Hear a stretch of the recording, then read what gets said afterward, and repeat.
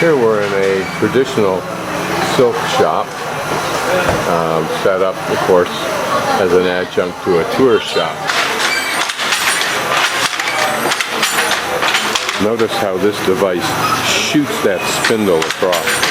They don't call it a spindle, I forget what they call it.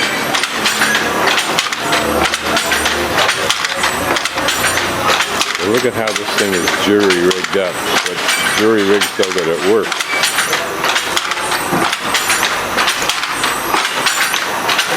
Shuttle, that's what they call it, I believe.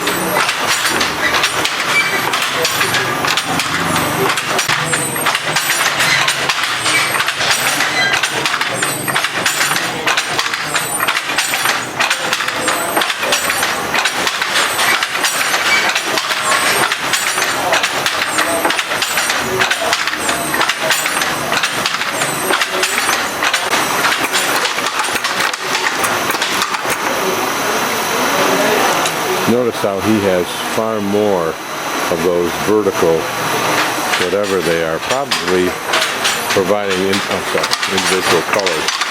Not really though, no. Maybe that just keeps certain things separated. Notice how he alternately pulls them up and down, and my guess is that by doing that in that sequence, he's able to get this complex undulation and pattern. Here they're loading up small spindles from, I think, those large ones. Just a guess. Large ones are what she's gonna refill those, apparently. It's a little bench she sits on. So she uses this like a spinning wheel to load those larger. Guess is that maybe that woman there will be the operator and she's simply setting herself up or setting someone else up. So I'm not sure. And that may be wax. Yes, it is. Feels like wax. Probably to give smoothness or texture, or to make the thread move more easily. We're looking at this loom, and they have instructions there, notice. But here we see a whole pattern along here of colorations, presumably of threads, that by manipulating these devices here, they're able to control the pattern. But this is much more intricate work, though.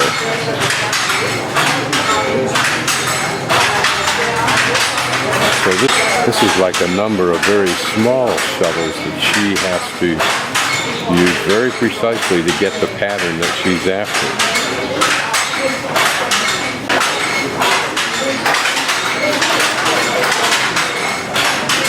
Notice how she refills that with the thread that she needs from those tiny little bobbins.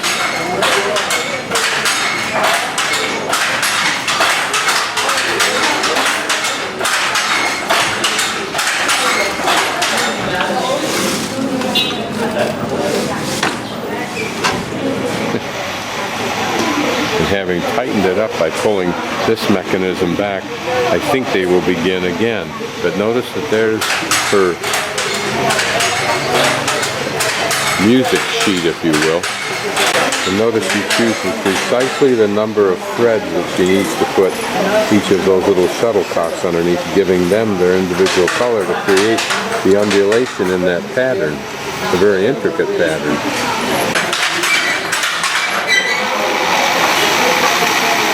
I think he's pulling that thread off of those large bobkins over there, but I can't really see them moving, so I don't know how the thread's coming off there.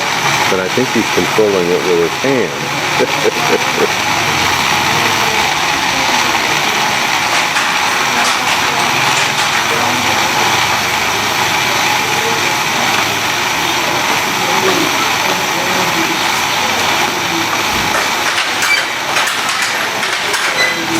I'm looking for the string, but I can't see it.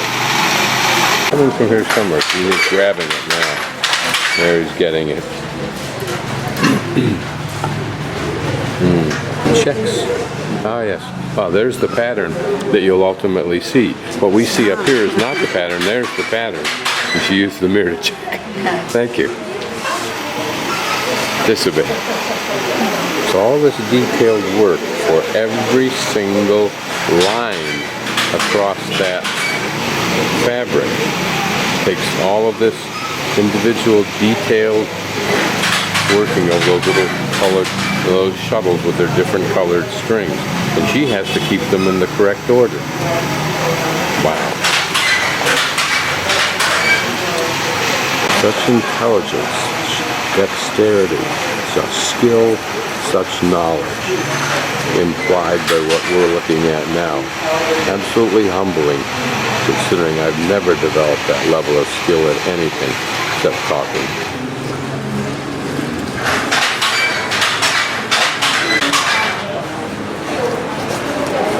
Just like a musician, she has a scorecard. What it means, but notice, right, left, left. We assume that that's what the R and the L stands for.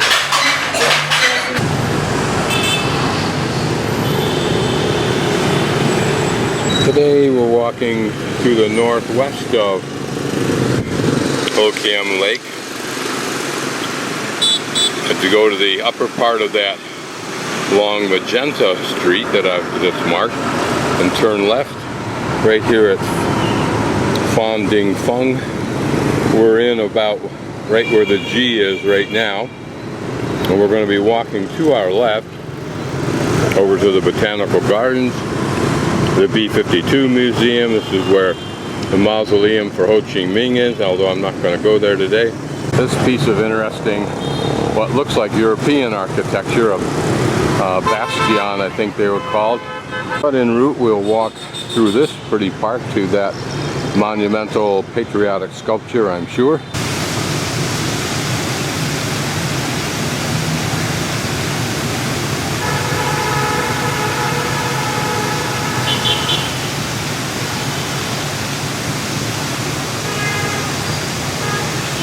An interesting weapon he's holding. It looks more like a three-pronged plug that fits into most Europeans and Southeast Asian sockets. This is a pretty tree-arcaded street in which there's a row of trees on both sides of the traffic as well as on the pedestrian side. Everything else about it is pretty Hanoi. We'll go take a closer look at this. Looks like it received a shell or two. I don't know if we can read this. Looks like Kong Trin, Chow Mung Ki Niem. And at the bottom, Thang Long. So this is the North Gate, the old North Gate. Far more impressive than the old East Gate. A drawing of it in the day when there was a moat where I'm standing.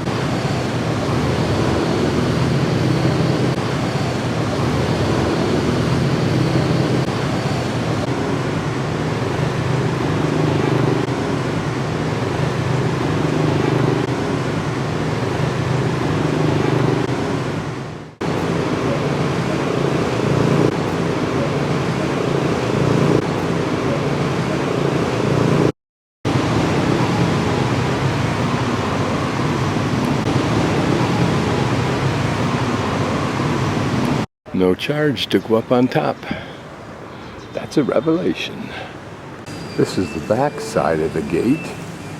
You see a little bit of detail.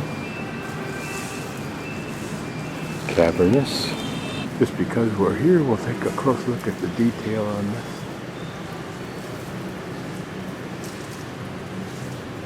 Top floor of the gate.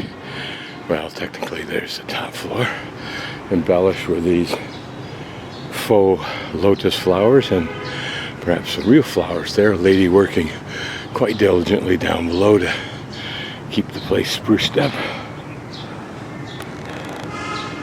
And we'll take a look inside the temple to the two viceroys who defended against the French.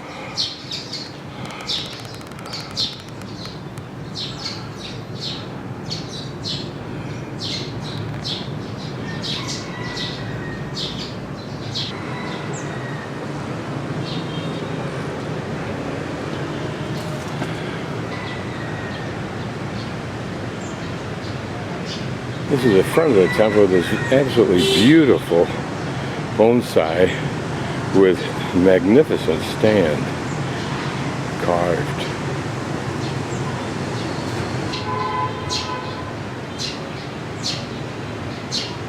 Now, if you live in Jackson Hole and you're truly wealthy, you'll have something of this stature. Otherwise, okay, here we are prepared to throw some rocks, bombs, and whatever else we can at the nasty, filthy French. Why did they choose this god-awful yellow color?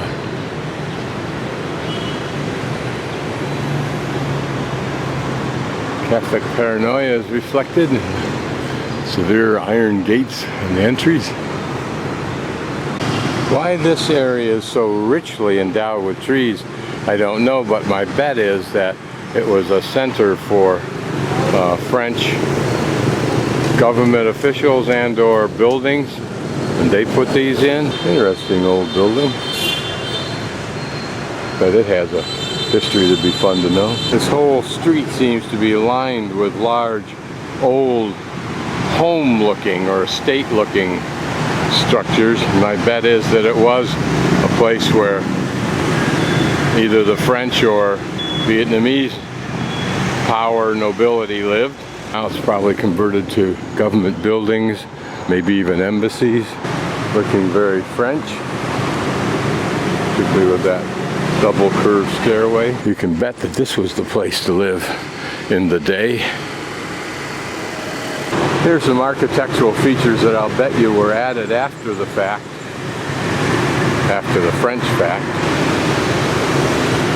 There's West Lake beyond those trees.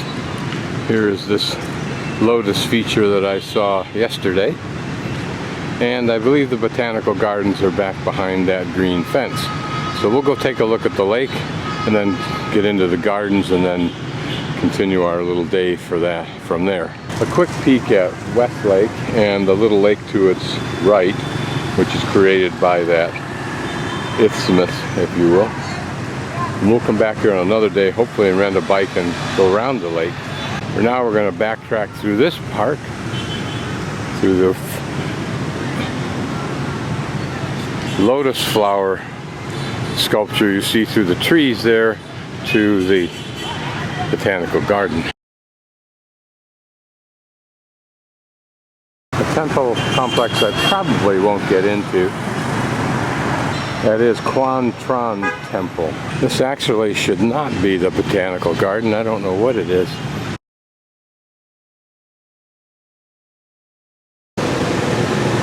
Now for the princely sum of 2,000 dong, which is probably less than 10 cents. We are now in Botanical Gardens. Pretty view past lovers and friends and exercisers. There, the slow balancing dance exercise, whatever that's called.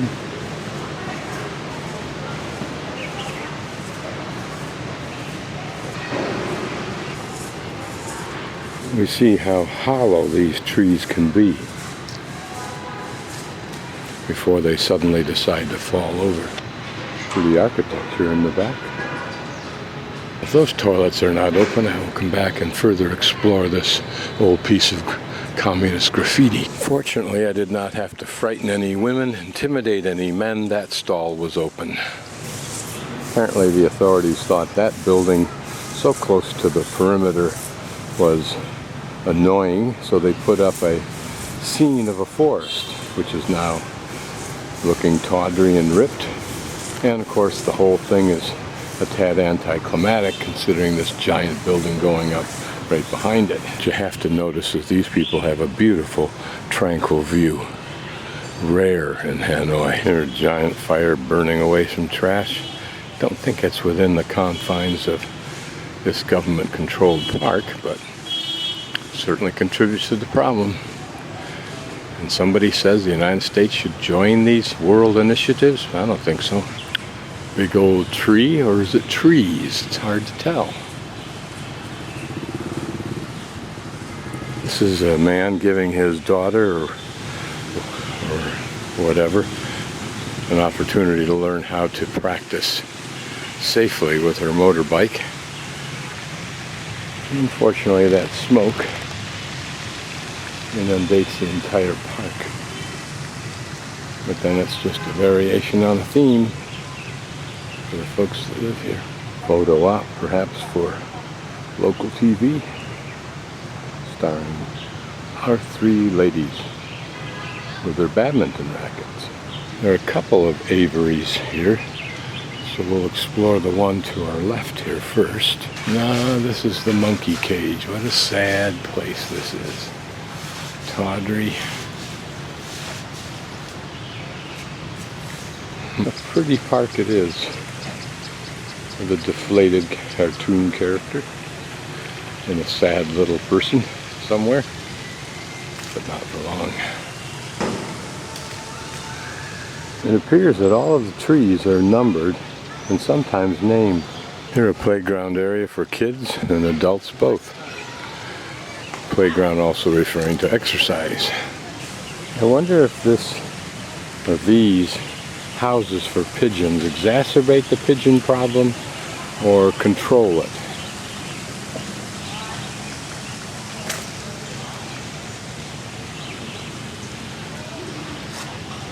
Another cage. What barren, ugly displays these are.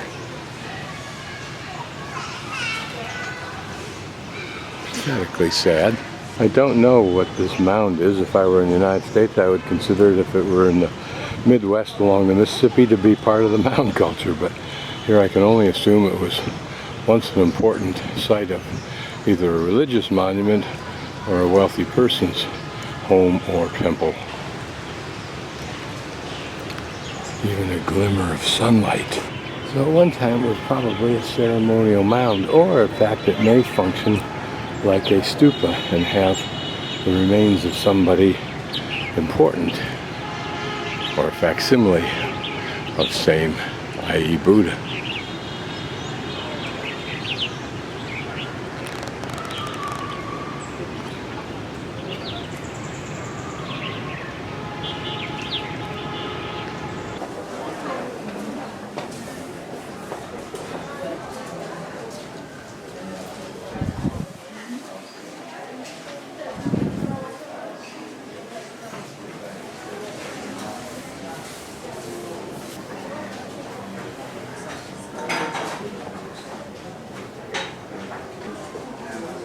These are small votive plaques, probably memorializing individual people who have died.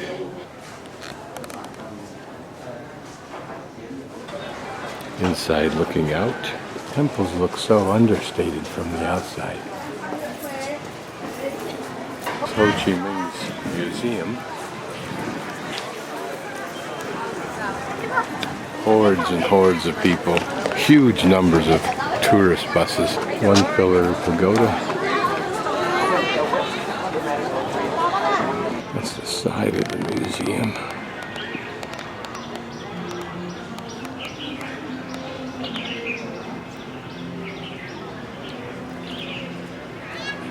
Look at the hordes that show up.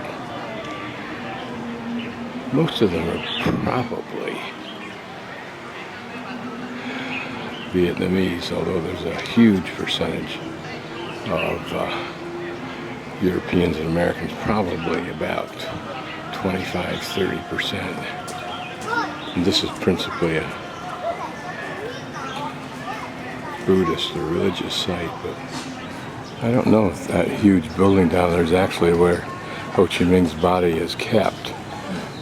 But it's a tremendous amount of pompous security here, and it's a pretty area. I just walked from over there, where we were at the one pillar pagoda, and here I have entered into what I think is Dong Bien Square, which is this huge area here. To do so, I was given a special ticket, but of course I'm not alone. I know that there's much to see here other than what I've seen, and the goal is to work my way, I think, down to floor. Somewhere down here should be the Vietnamese Military History Museum. And the flag tower, which must be that, unless it's that. There are herds of tourists in their tour groups, I suspect, but I'm not positive. Maybe that's the next line en route to see Ho Chi Minh, maybe through that entrance there. So there's Dien Bien Phu Boulevard that I'm now on, and we'll walk down to Military Museum, somewhere down there, I guess. Up Dien Bien Phu, this is the pretty park and skateboard opportunity. Across the street from the Vietnam Military Museum, which is this structure here, which looks more like it ought to have been the one pillar pagoda. Nothing in English, so we just give you what we think might be of interest. I'm guessing those are some kind of darts. These are probably prehistoric, those look like they're bronze. That one is interesting, an old stone. That could be any time, even today. A little bit of English. This is a drum from about 1,100 years ago. It's weapons from 2,000 to 2,500 years ago. So 500 BC. Looking very European. Although, isn't this just a common innate design? 2,000 to 2,300 years ago. These being knives and those being swords. Here is showing war and those implements.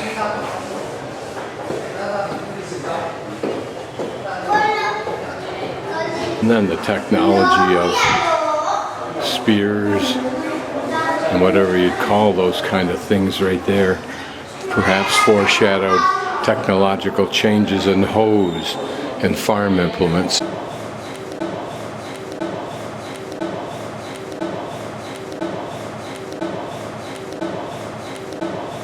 Led his troops to defeat the Tang Empire in China. Probably Ho Chi Minh.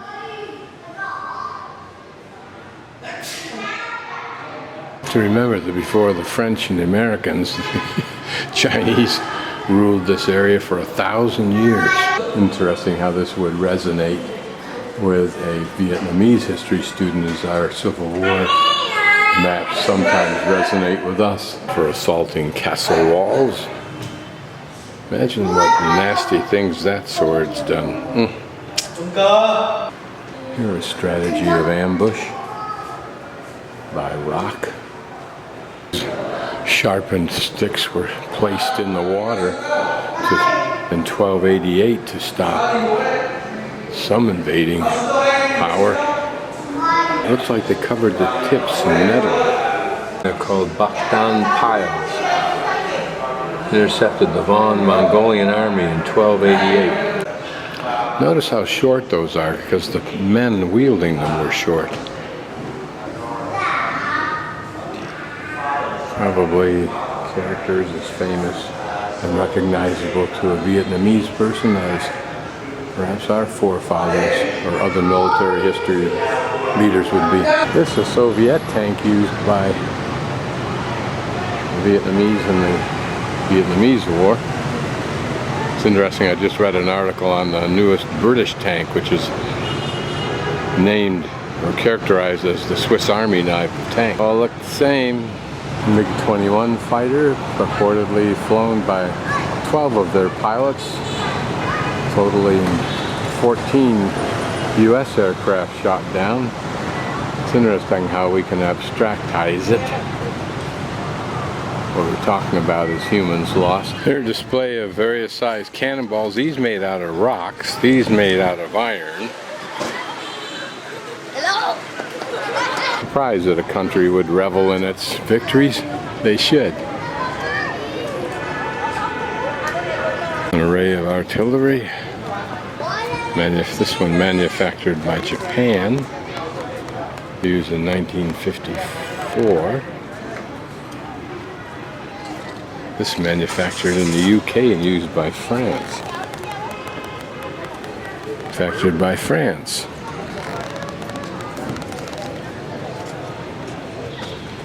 One was used on board ship by the French against the Vietnamese in the late 19th century. Someday someone's just going to ask, what the hell were you doing fighting in this country for? We'll take a closer look at these, particularly this one over here.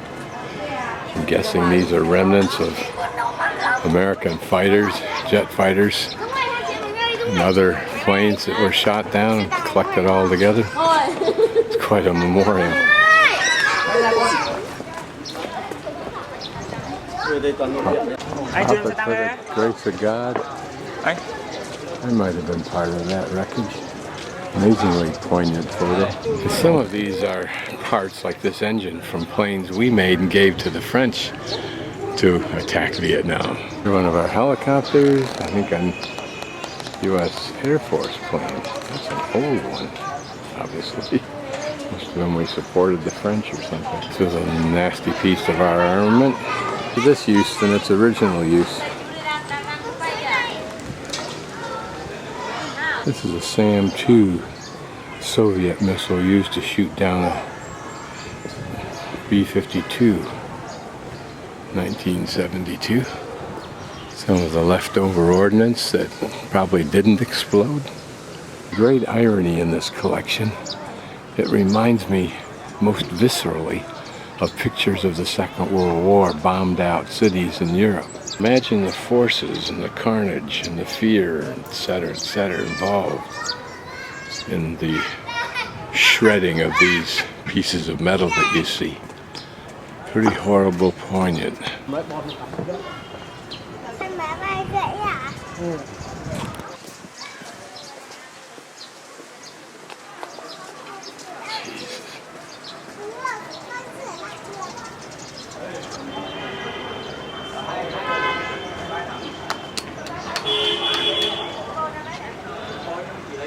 Imagine the last pilot that flew this plane and took off for the last time with this plane.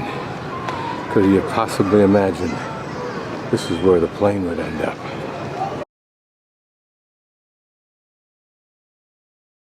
$30 dong or $3 dong. I don't yet know what it is. It might be the ethnic center. But there's a lot of us here, most going in through the central corridor, everybody else exiting to the left, I guess. So here we go. It looks like celebration time, but that could just be the norm. Tourists being instructed about what they probably could have read. Apparently this was a site of education back in the year 1000. Whether these were the students that were like the students in China, who became the administrative bureaucrats, if you will, and a much lauded and revered position that they earned. That's how this tree's roots have spread out, at least the ones that we can see. Don't understand is what's the point of being in a gaggle listening to that guy bullshit you when you should be here trying to soak in the ambience of the place, like this ambience right here. This looks like a drum tower without the drum, or a bell tower, same. Guesses that around here are these interpretive notes describe various artists from the past. It appears those have passed on. These are stelae, probably of important cultural people, maybe even going back as far as some of the students or teachers in this school. If I wanted to know, I could go on the internet and find out, I imagine. So they are the names of the students, as one of the guides. A pretty central courtyard. I forget where I've seen something like this.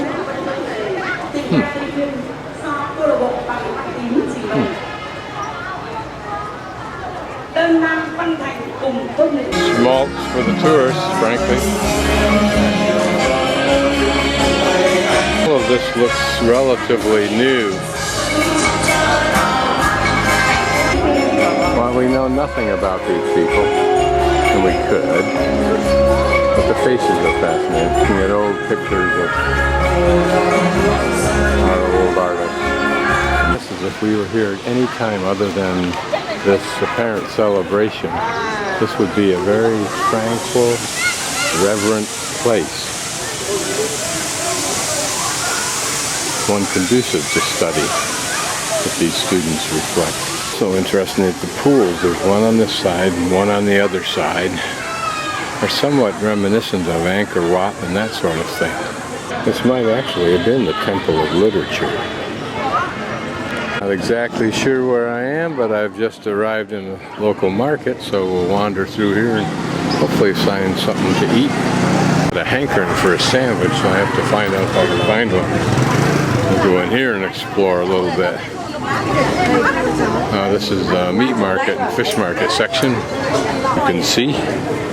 I bought some carrots and some tomatoes. And I'll continue my little sojourn down this street. Hopes I can find a sandwich. This is about the last major block on Cap Chai Street going east to Nguyen Yen bus station. And it's a new road, at least this part of it is, and that may be another half of it over there. But it's just interesting how they rip down what they have to in order to make enough room for the road and the sidewalk, which is improving the area. If you can get over what's happening to the people who owned or occupied these places here. People just narrowly lucked out. Sidewalk goes right to the edge of almost where their wall is, slightly inside that wall dimension, but at least that building's preserved. I'm going to walk back from the Nguyen Yen bus station, and I passed this very pretty park, but you can't escape the noise and the sense of pollution. Not too far away from where I started, I found this little lake after wandering little back streets on my way back. Notice you'll see a rat or mouse down there feeding, a small one. So I'll continue my ambling. I'm looking for another set of lakes, but they're larger than this one. Here I'm taking a left and a right turn just to see what these back alleys are like, or back streets are like. They're more homey, more intimate. They're a little market of some sort. On every street there's markets, because this is what housewives do to make money. One of the problems with my approach to wandering around is I get trapped in a maze. Literally, this is it. I've got to backtrack out of 2 streets this size and figure out where I can get a route getting to a main street. So now I'm trying to extricate myself. I have to walk in exactly the opposite direction I want to go, I think.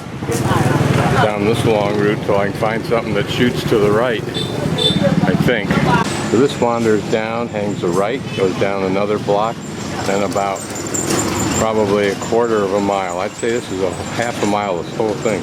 You can buy absolutely anything and everything here that has to do with automotive or anything else. Here's how you buy your grease, not in quaint little packages. That sign I'd seen earlier probably is this area we've been in. And it's about 2 blocks down there that it ended, but it really didn't end. Now everything outside of it, for probably several blocks around, is anything associated with it, like here, all kinds of stereo systems for cars and anything else. But anything else that's mechanical that people that would bring motorcycles down for repairs might have an interest in. I just entered at the top. I walked up probably along that side there, attempting to get in, but I can't. It's all blocked by buildings. It's all residential and commercial stuff in there. But you can get into the park here and then you can get access. Look at the number of bikes here. They've got quite a few people in here, unless those people just park here and go elsewhere. This area contains little rides for the kids. Occasionally, probably on weekends they operate it, I guess. But it's a nice little kind of a circus or fair feature. It looks like a small gauge railroad runs around the inside of it on occasion. Probably nice if you come in that entryway park and then you can go anywhere you want in the park and have a picnic by train. It's a pretty cool idea. Although, I'm not sure if it's been used that much. I think I see evidence of use. Here they don't allow you to escape their goddamn noisy machines. That's a pretty park, pretty lake area, except for the smog. So pervasive here. Don't remember China being like this, Beijing, but maybe it was. Nice Western elevator music pumped through the park all day long. Makes for a pleasant stroll.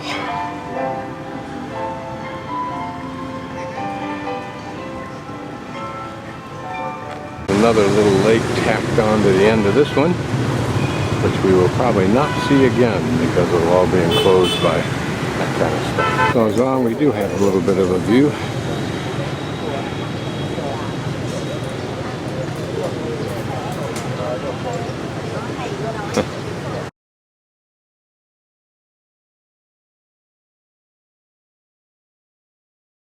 So now in Cat Ba, this is my single room and bath. I think these are relatively new owners and a relatively new building because it's at the far end of a loop that goes away from the water, and it's at the far end of most of the development. It looks like a certain amount of emerging development around this part of the loop, but it's a nice little room.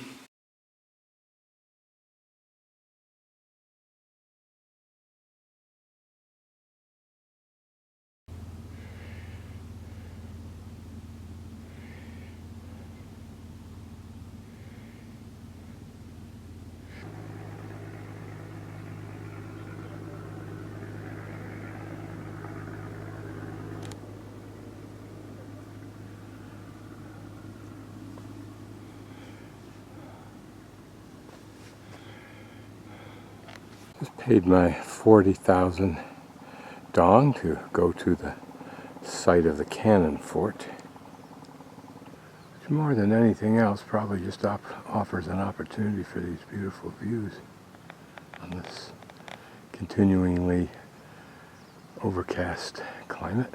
Some of the karst sea islands way in the background that make this bay too popular, actually.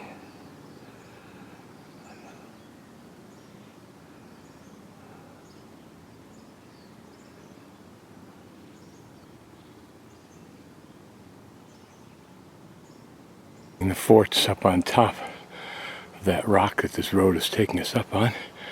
And I think this panel may be a microwave panel like we have above Jackson. This, on the other hand, appears to be some camouflage painted and this additional panel added as a protective wall for a cave that goes back inside.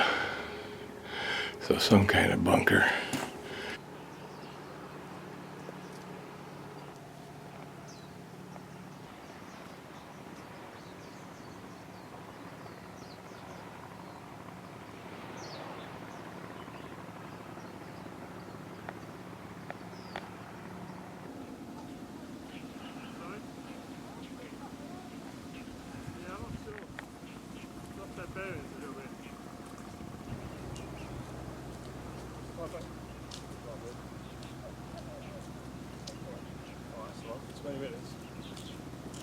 This is our first notable site, an anti-aircraft artillery site with its own wall. Make it a little bit less pregnable. Probably some kind of lodging facilities or ammo facilities, and same with this part here. Not very large, enough to shelter perhaps. Whether these were ever used and successfully or not.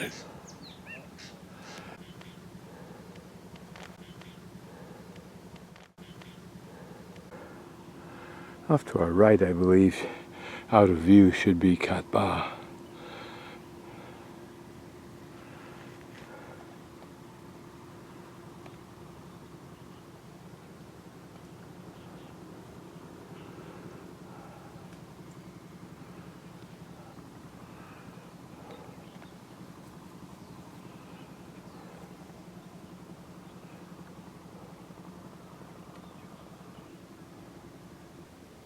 Cannon number 1. I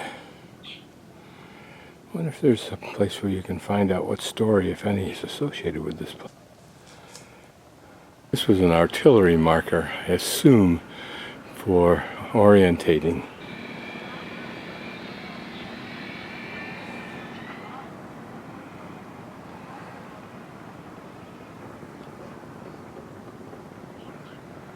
I wonder if it looks spectacular on a sunny day.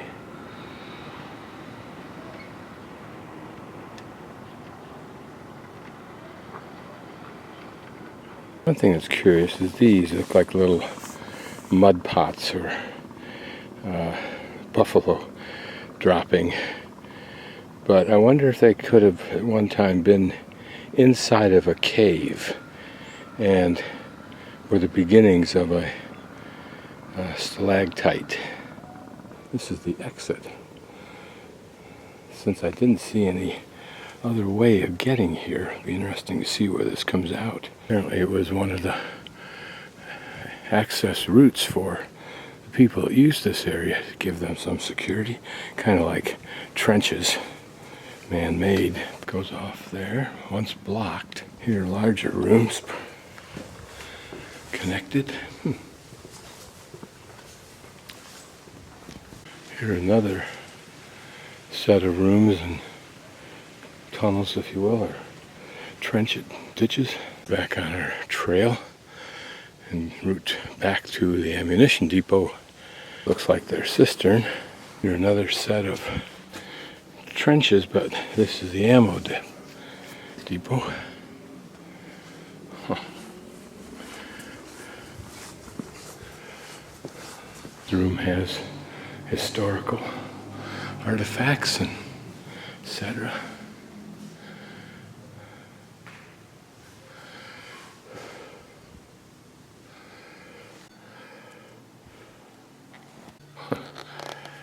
I think the guitar is poignant.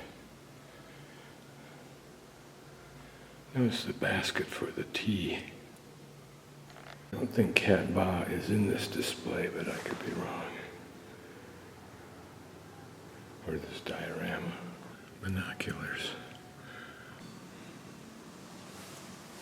Probably some kind of rangefinder. Here's some small caliber remains. Here's a tunnel that we'll go through. I'm not sure how far it goes in. This would have been the safest place. Notice the trench for drainage. Side rooms.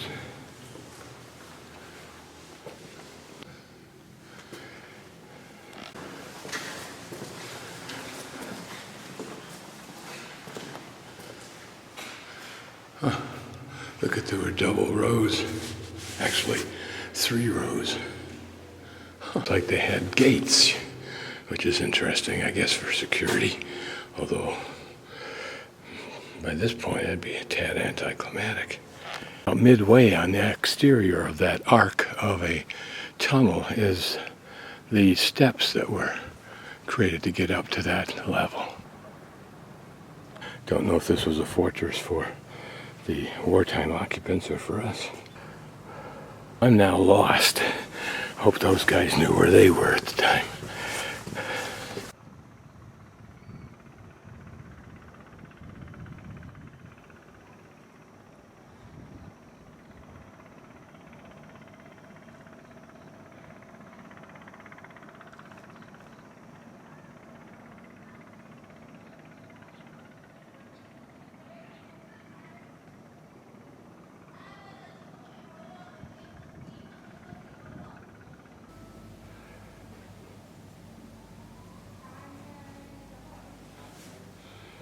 This building that the cafe is in was apparently part of the complex, and here we have a further proof.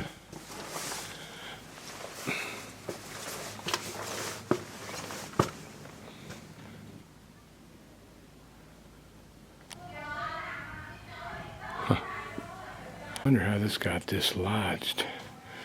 It looks like it was torched. Maybe they were going to try and recycle it and never bothered to get around to it. Helicopter landing spot. Whether that was just an air vent for the system. Another cannon placement.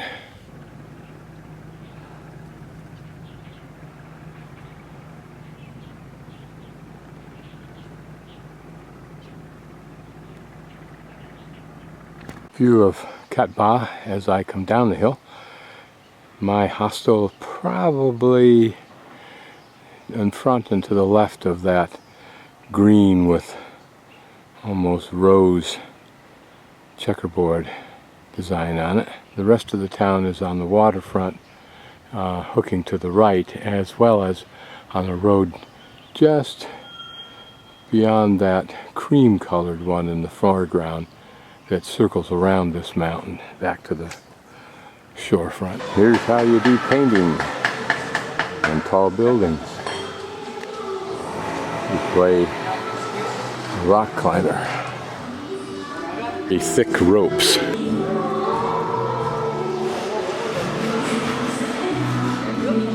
You only imagine what they've got that tied off to. It's the first morning in a long time in either Hanoi or in this little town that there's been sun for more than a half an hour.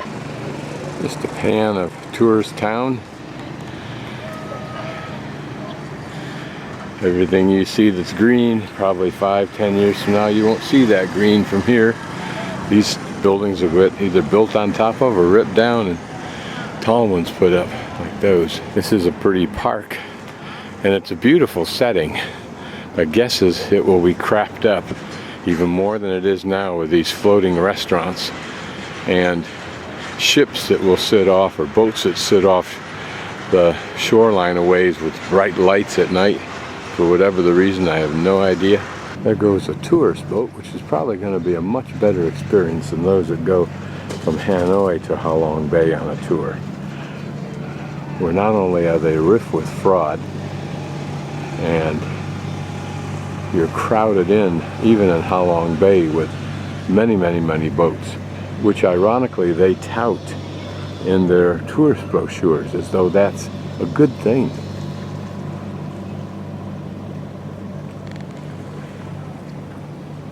Here, a restaurant abandoned for the time being, since there's no access to it except by boat. Isn't that an interesting little boat though? I'm guessing it has an engine. I guess that's squarish profile sitting like a platform on top of the boat, and maybe those railings, maybe that's somehow designed for net fishing or something like that. But these folks are so limber they can sit on that flat little platform and do amazing things off the side. Good example, not a blatant example, just a normal good example of the concept of quality in Asia. This would appear to be a man or his family that lives on those two boats. Probably after they've sufficiently crapped up and filled up this beautiful bay, they will move on to the next bay and do the same.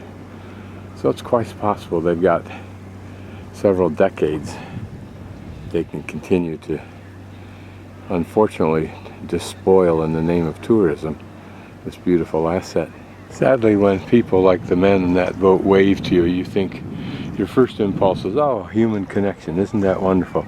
But then you quickly realize that all they're really doing is segueing immediately within one or two sentences, and ones they know, into, do you want to go for a boat ride?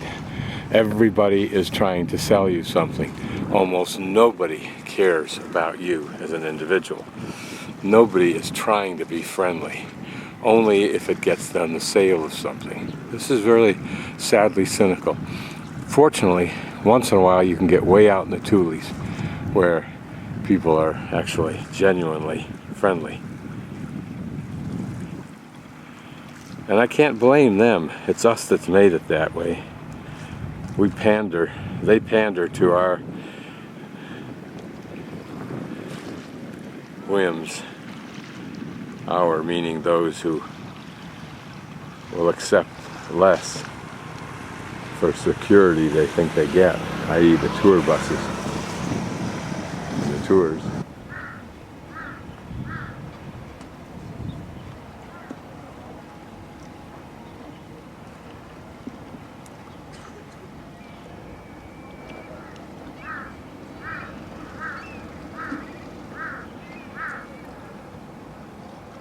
As I pan around this bay, in a moment we'll pan into the next bay where you hear that hammering coming from. Now this is probably the fishing community that creates its floating little support village. But here is the next little bay. And true to my thought, my guess is that over there is going to go a new hotel. And probably bay after bay after bay. Here you can see what happens when the elements get at the place. And the family out for a putt-putt.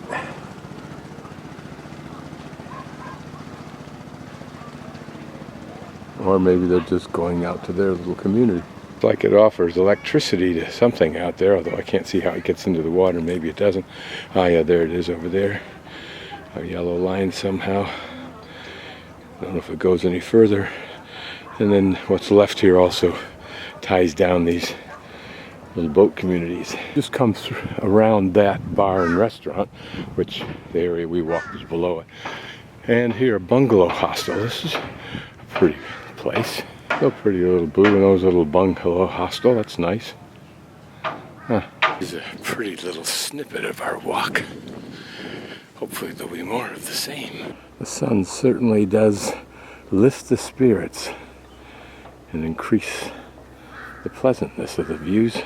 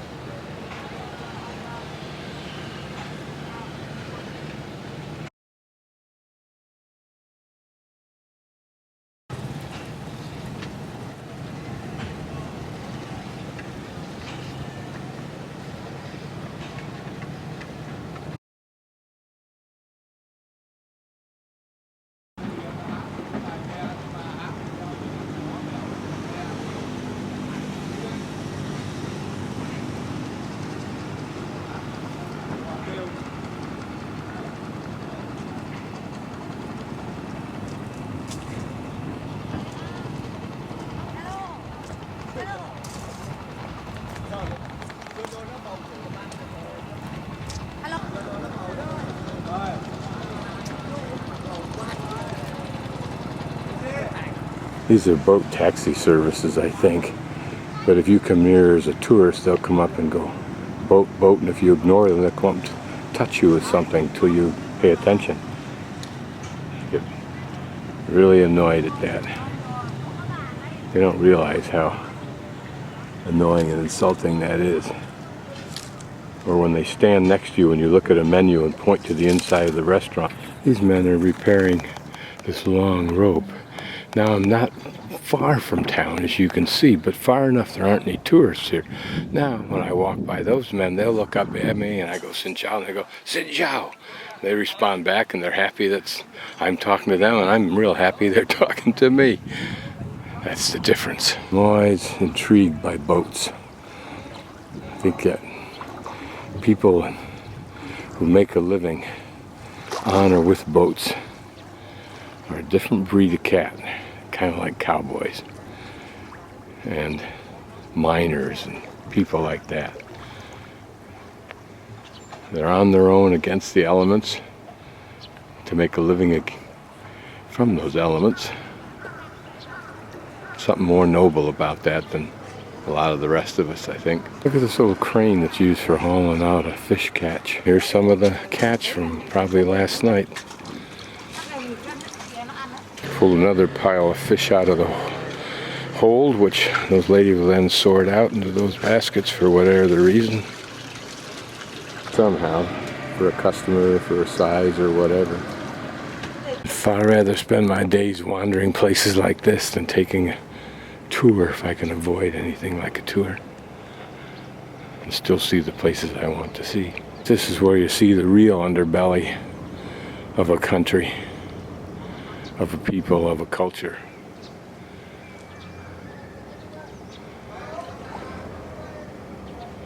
Just looking at that thing, look how they counterweight it with bricks and cement. And yet, how old is that thing? This used for with those big grappling hooks, and it looks like it's going to do a number on whatever it pushes through there. Maybe it deshells something. It's a powerful motor, so it's doing some heavy-duty work. Interesting that whatever those two machines do, and maybe they're fed by this little mini crane, if you will. That gray chute drops it down into something else, like an adjoining boat, maybe. It has an even longer and a different I see how it is. That gray thing pivots down so they can shoot whatever it is they're processing into a hold of another boat. This is interesting. That's what these rails are for. Apparently something... They're polished, so something rides up and down inside of those. Presumably filled through those holes. It'd be interesting to know what this place processes. It probably shoots high pressure water down onto something up there. It looks like an old ceremonial boat left to rot. This is interesting. Some of those little boats that we saw, and now we can see that they're actually made out of reed with some kind of tarred surface to them as a sealant. There's one of these jobbies out for repair. Sleeping quarters. This is the brutal side of Asian fishing versus the way they do it in Alaska. It's probably the name of this little community, either homes and or businesses. A bunch of extra fish here for something. They use to create some kind of unique product. The product is probably this stuff here, which I see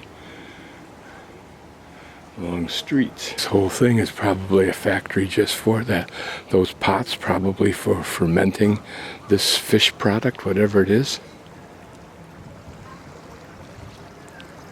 What a contrast. That beautiful hotel over there with its, I'm sure, plush rooms and beautiful views probably almost factor out this whole section because it's so far in the distance, not only visually, but probably within the concept of the people who occupy those pretty rooms. Certainly it's a far cry from that green room's beds. I wonder how they even got this boat up on these supports, since those supports I don't think roll on those tracks. I could be wrong. I am wrong. Probably some more processing bins, but new ones.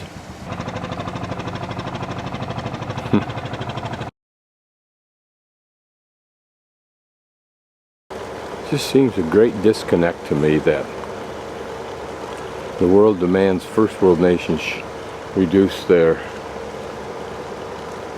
global warming pollutants and pollutants in general, and I can appreciate that where we can, we should. But here, it's just blatant. There is no such thing as control. Rivers, land are just repositories, air for whatever filth is generated. Here are those things. And here's some really big giant shrimp tray, especially selected, I'm sure, for somebody. And perch-like little fish. Men are wrapping a heavy wire around this rope to preserve this rope. See the results of their handiwork. Here I think they're sewing in some new net. Xin chào. Dinner for those who are working. And there goes the lady with her bicycle and her load of fish from last night's catch that they've sorted out. And I helped her move one basket up on top. It was pretty dang heavy. It's got to be a pretty heavy bicycle rig to push. This is a pretty little side bay. It offers nice views for those buildings over there and all the way around it, actually.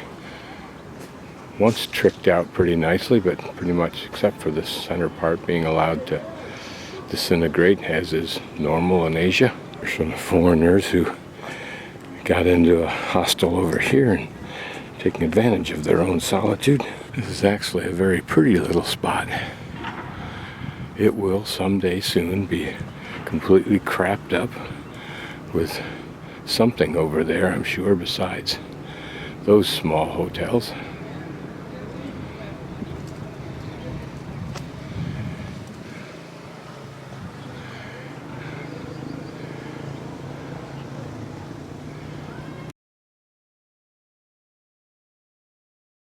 Now the 29th of February, leap day of leap year, and I am going to make a bicycle ride around West Lake, hopefully going up to the Vietnamese Museum of Ethnology. You rent the bike at Don's Chef, something like that, restaurant. This is a new but extremely simple, but hopefully functional bike. I'll just make a series of pans. Now this is probably an excellent day weather-wise in Hanoi, if you can put aside the colossal pollution.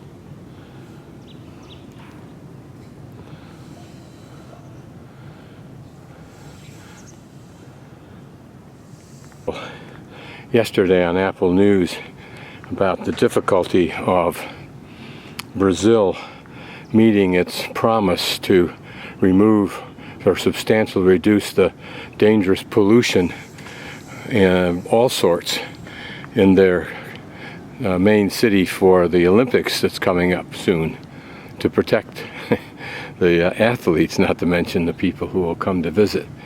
And they said that it didn't look like the promises were going to be kept, and I just thought, what a giant duh that is. How stupid do you have to be to fall for a promise by a third world country that's primarily motivated by the greed of its politicians who bribe each other mutually for what gain they can get. This is a lakeside temple that I won't bother going into in this somewhat touristy but not European touristy. I've been in enough temples, I don't plan on paying to go in this one. To be the other side of, or other end of that temple complex, you can see there's lots of folks here.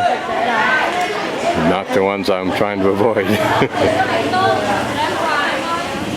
There's tons of shrimp. Where these particular ones come from, I don't know, but they're absolutely everywhere. This is some kind of a side pond that's blocked off by the main dike for the lake. It does get water occasionally. It's got goldfish in there. That looks like a restaurant, although this end's been abandoned. Maybe it was a different restaurant. And there are some men out here pulling a line with little buoys on it. For what purpose, I don't know, unless it contains a net. Maybe they're going to try and clean up this area, or kind of looks like it. Turning around the street that goes along the water edge, I see a lot of what look like Western type residences. In other words, they've got signs in English advertising executive suites for rent, etc., etc. Certainly fishing. They've got fish jumping in that thing over there we'll look at in a second. Here they're just moving the net or pulling it in or something. Maybe they're just concentrating the fish into one area. Presumably this is some of the fish coming out of there. Big one there. Whether this is an annual harvest or not, hard to tell, but they got a bunch of them. And they're now moving the net to a right angle, which looks like they're going to enclose this area. The English on this sign lends some credence to what I said about this being a Euro-American or certainly English-speaking enclave.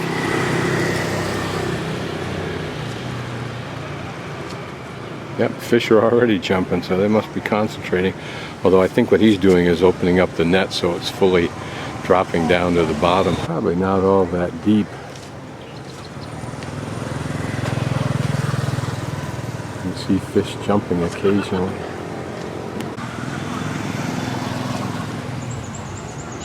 Fish I see jumping are clever enough to jump this way. There's one. Over the net. There's a few more. I wonder if those are fish or frogs. If you look over on this side of the net, you can still see lots of movement. And of course right here, the red ones are easy to spot.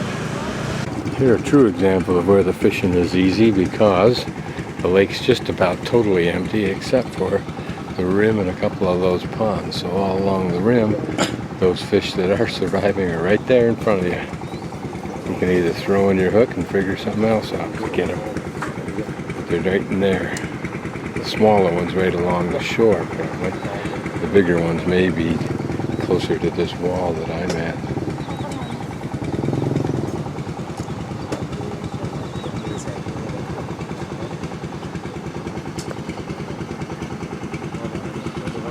That some of the fish are lying almost on their sides.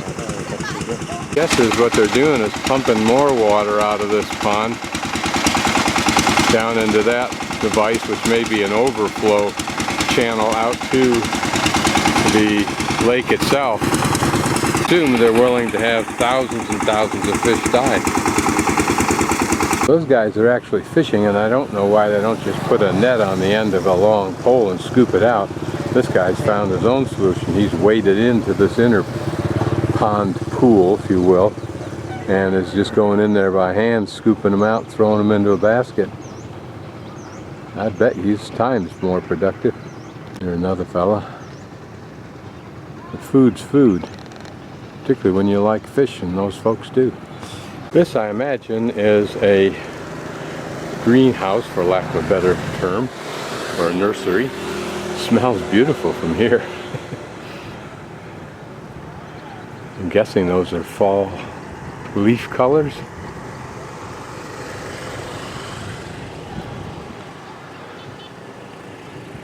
Now you get an idea of the pollution again.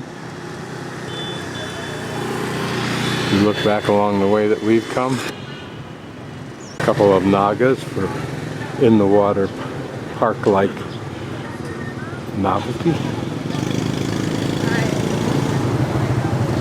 This is a dramatic exterior only because it looks so much like classical temples with the dark wood. This is all painted. The cement looks quite new, so I'm guessing the whole thing is actually new, relatively speaking. And back along the route we took,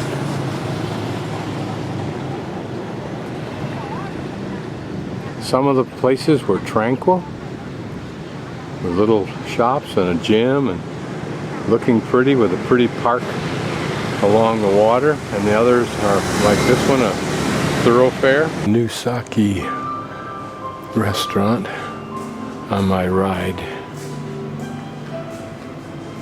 to the Ethnic Museum, which was closed, so on Mondays I should have known that or checked it. My stir-fried vegetable dish, which has little bits of squid in it, little squid, as well as some beef, I think.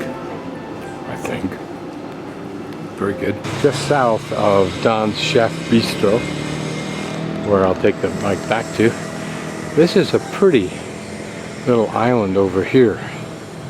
I mean, it doesn't look that pretty, but particularly on the other side, it's quiet and little cafes and so forth. Probably a nice little area. Here's an interesting couple of design buildings, only because they've got that sloping front, but that's because this is their view. And from up there, they've probably got a great view between those buildings, across that bridge and out across the lake.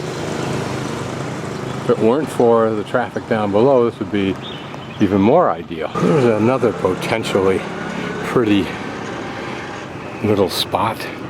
Still crapped up, as you can see down there, but considering what you find elsewhere in Hanoi, this is a pretty little spot. Like I say, if you had to live here,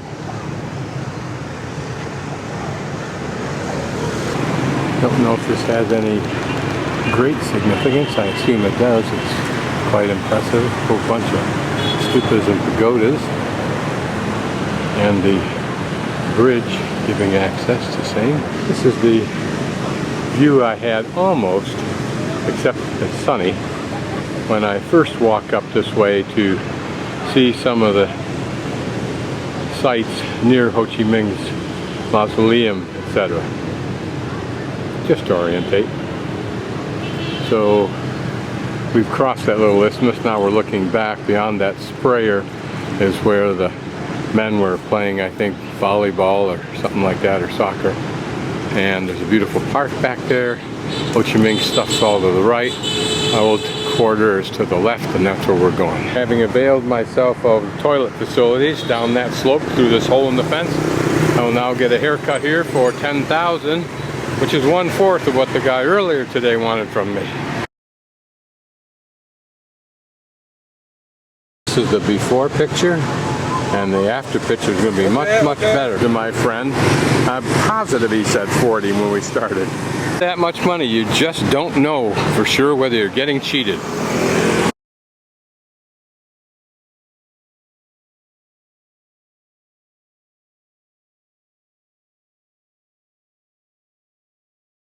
We are now in Sapa at about 8:30, maybe 8:45.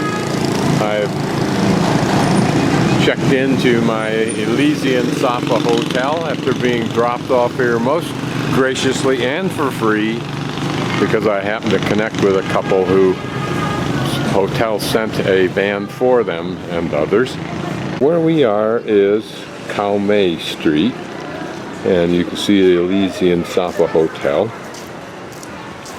On the map we're going to walk to the right just briefly to get a fix on what we can see there. From here's the Elysian Hotel. We're going to walk down that street and then come back and walk down the other. Just a side street leading down to some other hotels.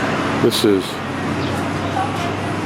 a tourist town to the max, and it's filled with the local tribespeople who come to tout anything and everything they can, including guiding walking treks. Like Jackson, not only is tourist debris sold, but anything is required for trekking on the assumption you didn't bring anything with you. And these chickens are on display and attract the attention, at least of the Chinese who are in this amazing hotel here, called the Amazing Hotel. Very aggressive chicken, a fairly novel decorative treatment of the face.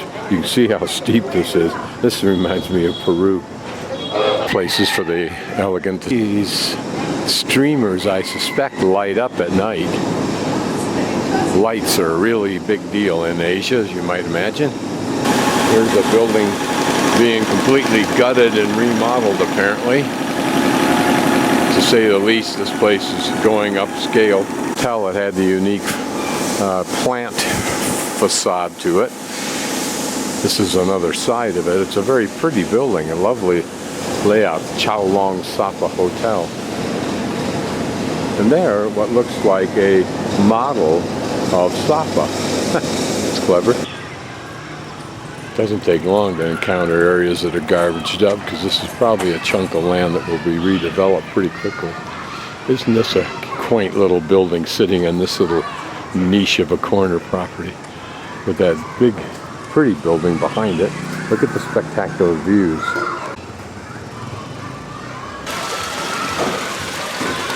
A little side market. We'll follow this up just for the fun of it. Running, I think, perpendicular approximately to Khao that we were on, but not much of a tourist place, because this is where the people who live here do their thing. So inexpensive to eat in Asia that most hostels don't have kitchens that you can use, because why bother? It's innards. I think those are mushrooms. Yes, that's an interesting kind of mushroom, isn't it? Huh. Ooh, they're not big on cheese at all. Housewife comes here as she would any other part of the world.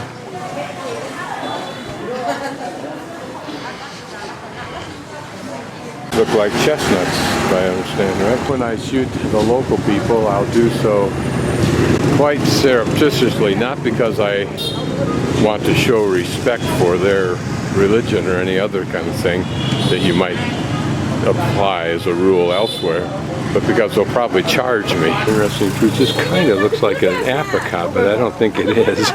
Dried apricots.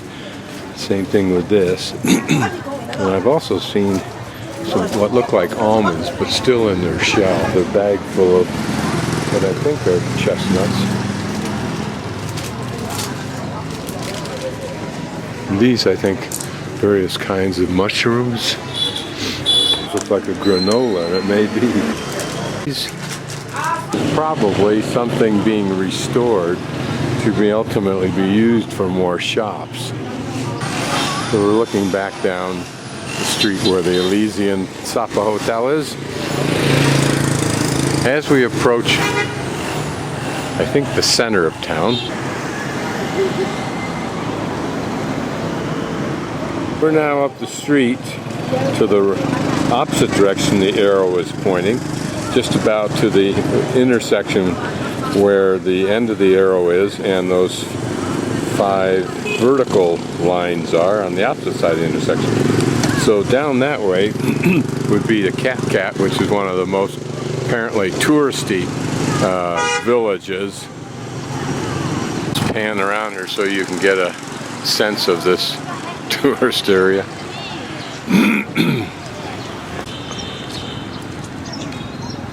And here's a very impressive amphitheater, and I'm sure that the purpose of it is to display supposedly native dances, etc., which will be beautifully choreographed for the tours. It is a beautiful amphitheater, to be very honest. Catholic Church over there, which is a pilot point, if you will, in this town and on the maps.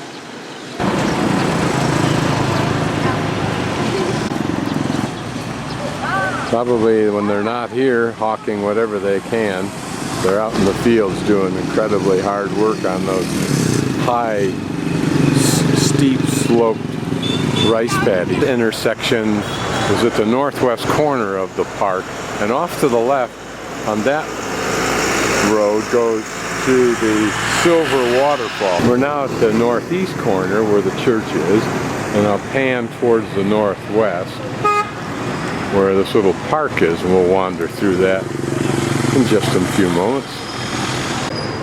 Who knows what this is for?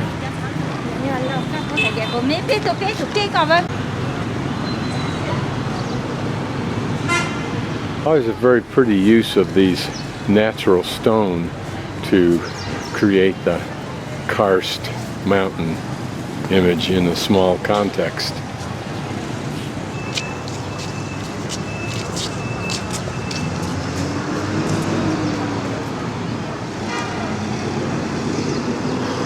So they've done a good job with this little park. It's relatively recent because it's new stone. You can tell that even though it's covered with grit. How long it will take for this to deteriorate, or whether they will, for some curious reason, maintain it, nobody can guess. Favorite little restaurant in the old quarter of Hanoi is the Gecko, and here there's Le Gecko, and across the street behind me is, I think, the Mini Gecko or something like that.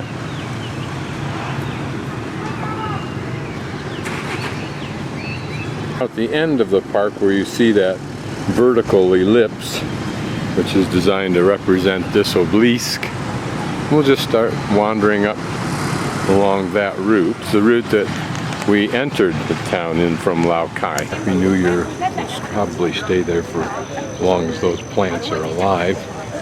This is the pretty lake that's in the town. If you had to live here again, places over there would probably be quite lovely.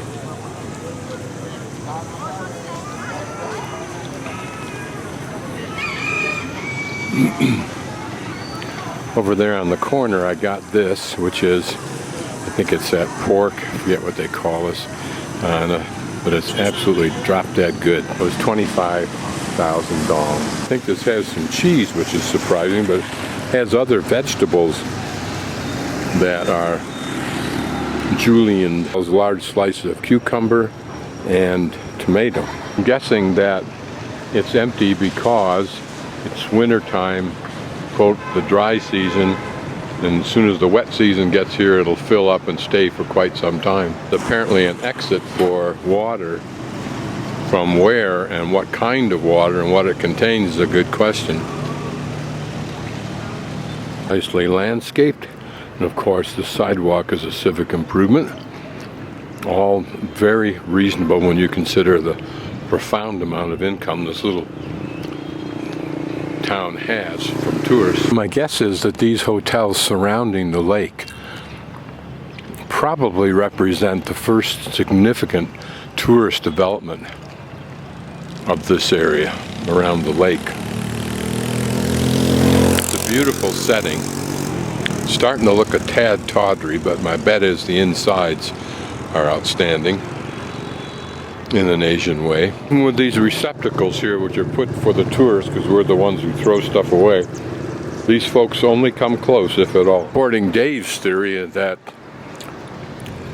throwing your trash around is a question of personal ethic, or as I maintain, a good degree of it is cultural. But frankly, my opinion has shifted now pretty much into the center. I'm not sure what the answer is, but it's a combination of those two. Look closely at these pruned bushes as I pan about. You'll see the faint gauze of spider webs. It's a very pretty lake, but I think I've got a clue as to why it exists. This is a modern addition to a dam, an earthen dam. So this either served its original function as a reservoir for agricultural down valley, or just simply to create a beautiful setting for those hotels. So the lake is up there, and there's our dike, if you will, or dam, better said. But here is another huge circular area with its own amphitheater seating down that end. Now buses array around it. It looks like a racetrack, and it may be, but it's also another focal point for, I suspect, accommodations. Beautiful views from here. I wonder at this European type architecture, although a couple of strange entry posts. There are lanes for racing.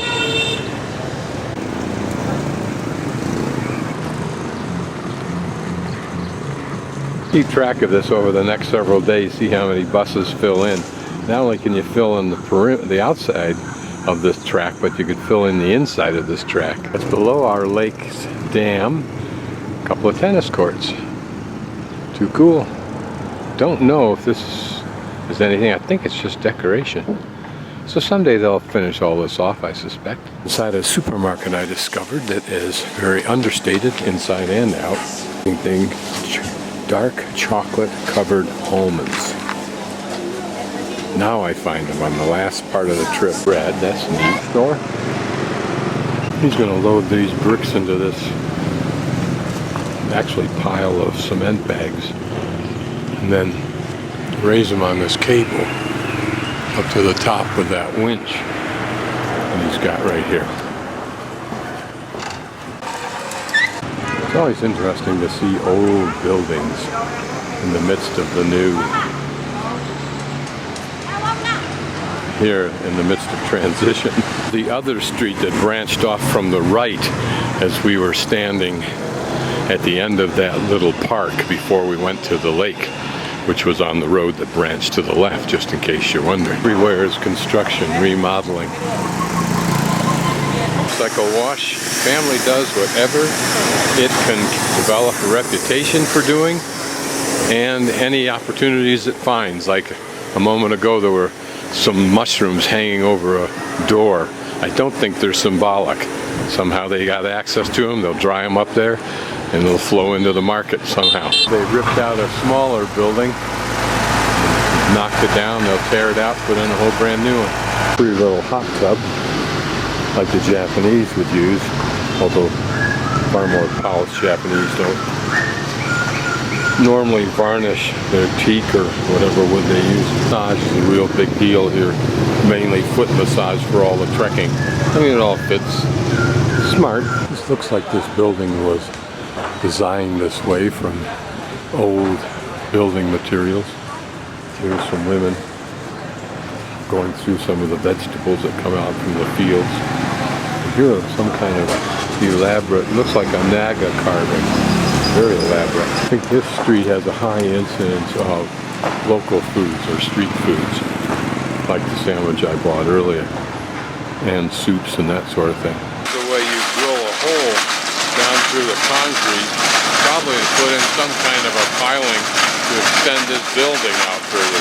Wedding procession I didn't see coming, so we're getting it from the back end. My guess is they just come from the church and they'll walk down for photo ops at the lake. This is something I've never seen before. I don't know whether those are puffy or hard. There's a store, part of the post office, or vice versa, where there's a carver of wood who's just polishing it up. But if he does this, it's outstanding work. What beautiful pieces these would be. The same thing could be done with driftwood, and also, although it'd probably be illegal, the bristlecone pine. Some of our knobby pines might be transformed into something similar to this. Interesting how this looks like some kind of a vessel. Imagine having a water feature slightly above that drained water down through that channel. That may have actually been its purpose. I'm going to wander down this tourist side road just so you can see the stuff that people will buy. That looks legit.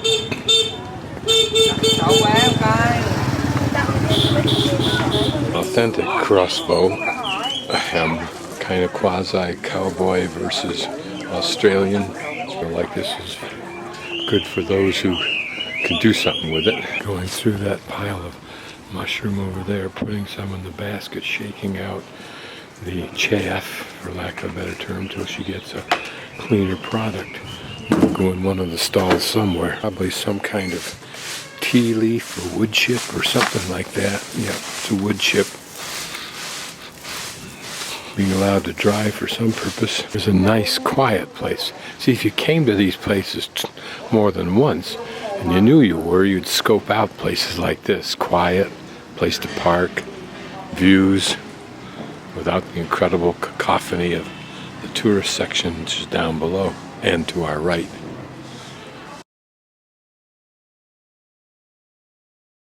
My room number 302 in the Elysian Sapa Hotel. So I'll take you inside, and here you are. And for 3 nights it's about, I think, $32, something like that. Down the hallway to the right and down one step is a lovely patio, which when there's sun, which there is wonderful. I'm going to enjoy what others could not enjoy for the last month or so. All the recent reports from Sapa for the last month that I've been in Vietnam, and presaging that period by at least 2 to 3 weeks, has been very, very cold and rainy and misty, so these mountains weren't even visible. It's a rare day, and it could be changing. Hotel is adding another floor, as you can see, and they perhaps have done it at least once in the past between this roof and that roof. This is interesting how they're putting the water up in these tanks. That's great. I wonder how many this serves. I have a Naga up here to protect me, or whatever Nagas do. Scooch over on the deck and look outside. I've got another view and a road I can walk. That's cool. Sure that we can see it. Right where my finger's tracing is one ridge line of what I think is a hill that goes up like that, up to that point. Right here is another hill closer to us, and down here, even closer, another one slightly back a little ways, and then others going up like that. Another old building on this street that's being developed, and it's on a real steep hillside, as you'll see in just a moment. And I'm going back up the street and show you that building, the part that shows on this street. I'm pretty sure I can walk down here quite a little ways as far as I want and then come back up that lower road. Here's what you see from this road. Just this little two-story building, not realizing it's probably 8 stories beyond, but it's all built using those posts. Here's some of these things, and they're hard, so I don't know what they are. Yeah, I don't know what they are. Looking back, actually an area that we were at a little bit this morning over on the right hand side, and from my hotel terrace I can look through some buildings to see that one building on a point that's being built up there on top. Spectacular views, spectacularly beautiful place. How they will crap it up is a dang good question. If they're wise, they'll keep all their garbage over on this side and leave the mountain undamaged. With my camera, I can crop it down and pretend that's what's happened.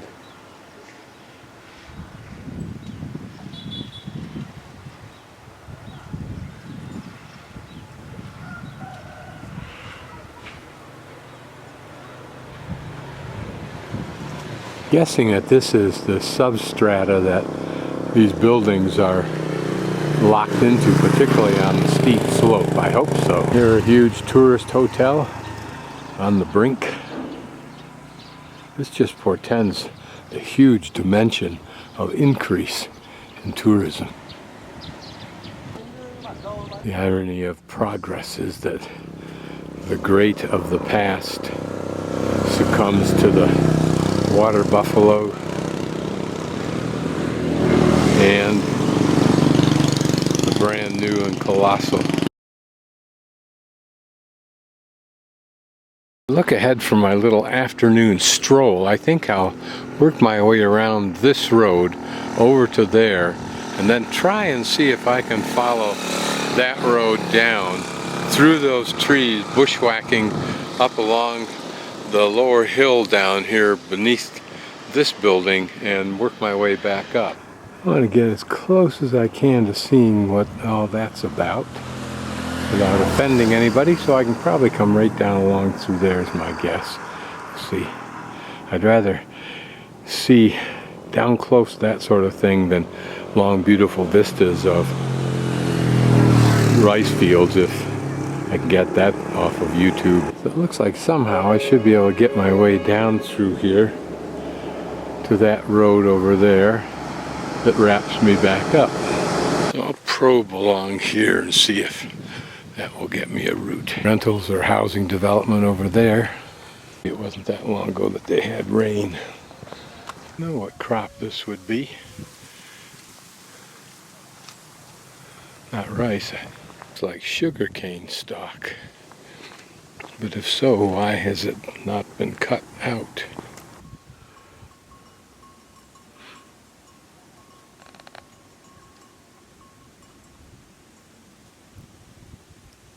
Some folks working down there. There's a trail that goes off that way. I'm going to see if I can pick up. Grove of bamboo with some large patches.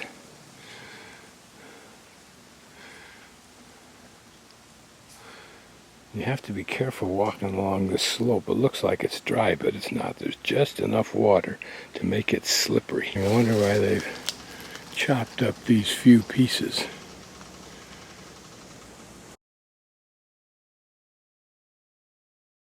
It's interesting. I wonder why they've chopped up these few pieces. I've skirted this field, and we'll see where this trail takes us. Looking back and looking along the route I want to take. These are the hikes I prefer to make by myself without people around me. Pretty view of terraces even all the way across the valley.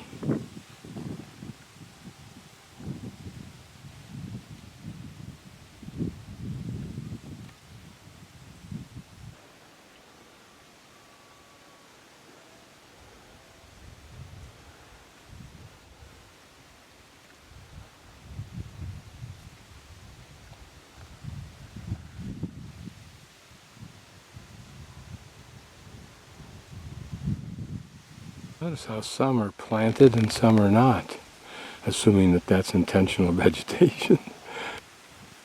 Must be a vibrant view and it's brilliantly green from lots of water.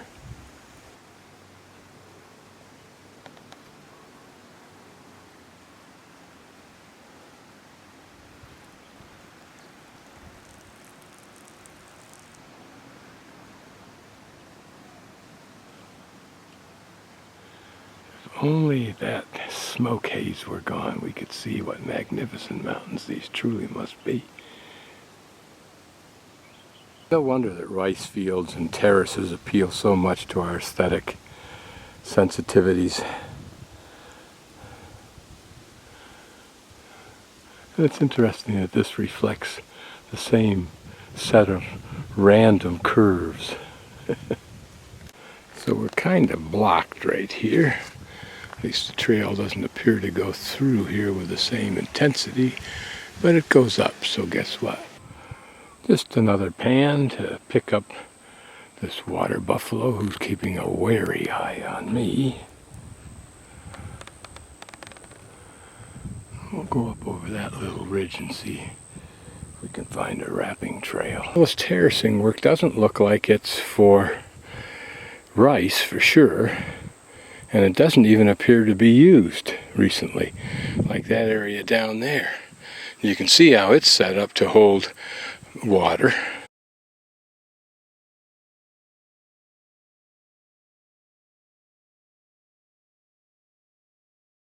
Thing I've seen in various parts of the world is that as the economy of the world's gotten better, it even filters down to some of the remote areas.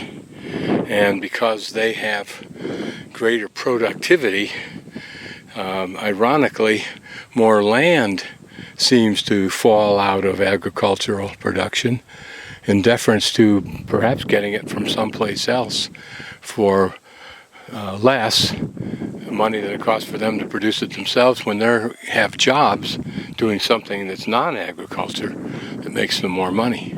Wait a minute, here we see the walls that would hold water in, but yet with that terrific slope, it can't hold pools of water. They just must run right straight down here and just keep filtering down somehow, which is curious how that can be used unless they've got the slope so perfect that it absorbs just the right amount of water as it flows down here and very little comes out this end.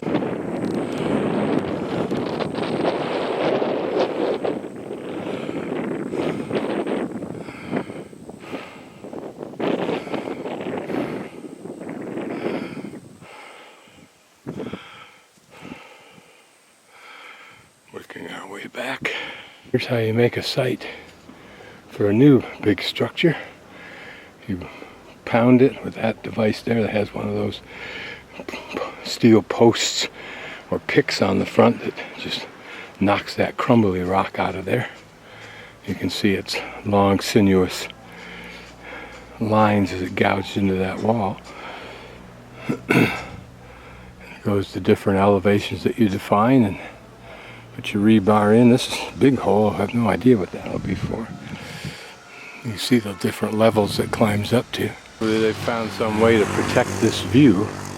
If they can, it will be a great view from their building. The new big stuff that we're seeing has to be anticipation of future growth. That is, that's tour group and tour bus groups that would have sufficient volume to fill these up consistently. Right there is Amazing Hotel on the left as I telephoto in, and through that distance between them you'll see a deck on the right that's framed by an orange building behind. I think that's my deck.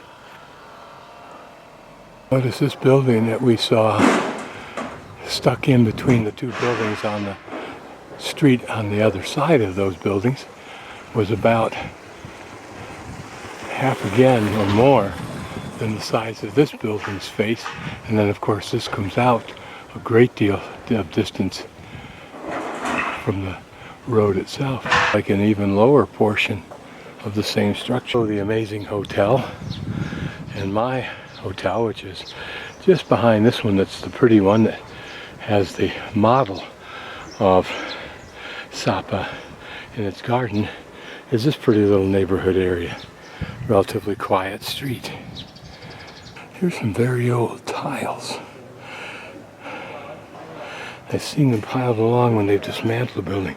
Here's this mud and wattle construction with brick on the inside. This is the lobby of City Backpackers Hostel. I think that lady in the black is part of the ownership of the 7 of these places, and that is my right there.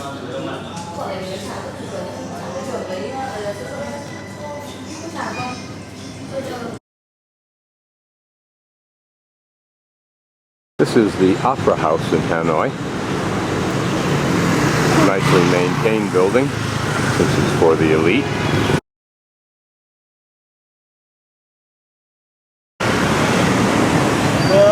We're now in the first of 2 buildings of Vietnam history. This building used to house and may still house the Vietnamese Revolution artifacts, or they may have truly mixed them between the 2 buildings now. But anyway, we'll start through. The only map, and of course it's all in Vietnamese, even though this place touts itself as for visitors and for the Vietnamese.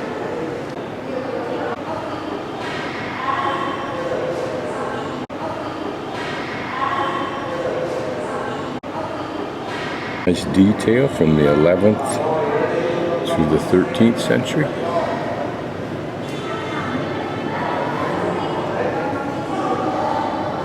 It's gilded, which may mean painted or have some gold inlay on it, but it's wood carved.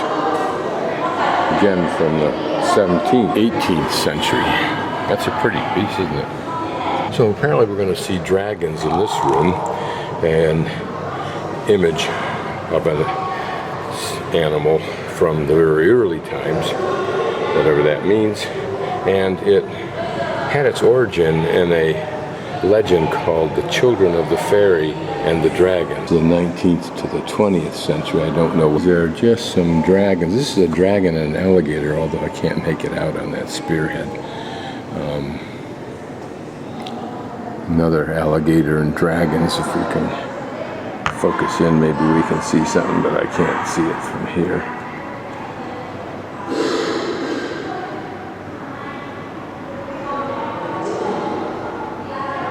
A couple of dragons from the 1st and 3rd century on the back of a mirror.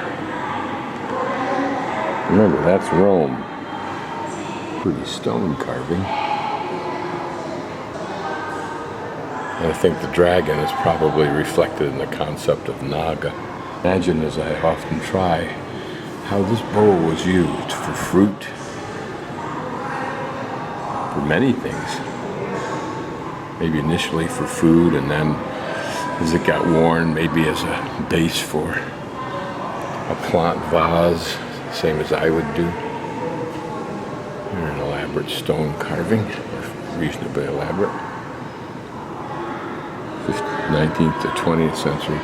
My commentaries, of course, have no artistic validity at all. The turtle I've seen, particularly in connection with that stork-like bird as an icon, dual. I love little turtles, always has since I was a kid. Silver and gold, and what it is the handle of a seal for memorializing letters, etc. There's some more seal handles. And I'm guessing that the lower part of those things is, in fact, the seal. That's quite small, maybe an 1.25 inches. I would imagine that the seal also, to some degree, reflected the status of the person using it. Of course, the legendary phoenix, the birds and bearing dozens of good characters and virtues. Phoenix only appear in peaceful times and disappears in the war times. A symbol of female nobility, princesses, queens, and so forth.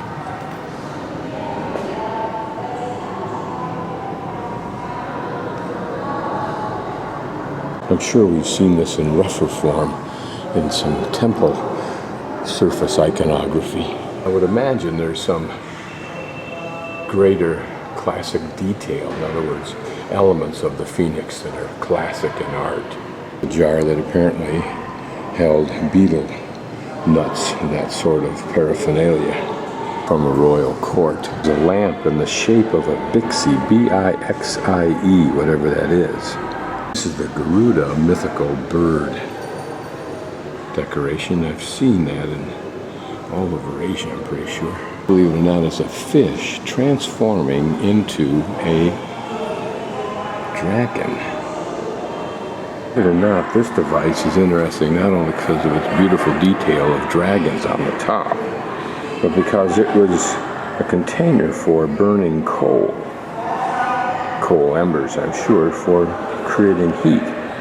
How much heat could something that's less than 6 inches square generate, I wonder? Chinese from the 17th and 18th century.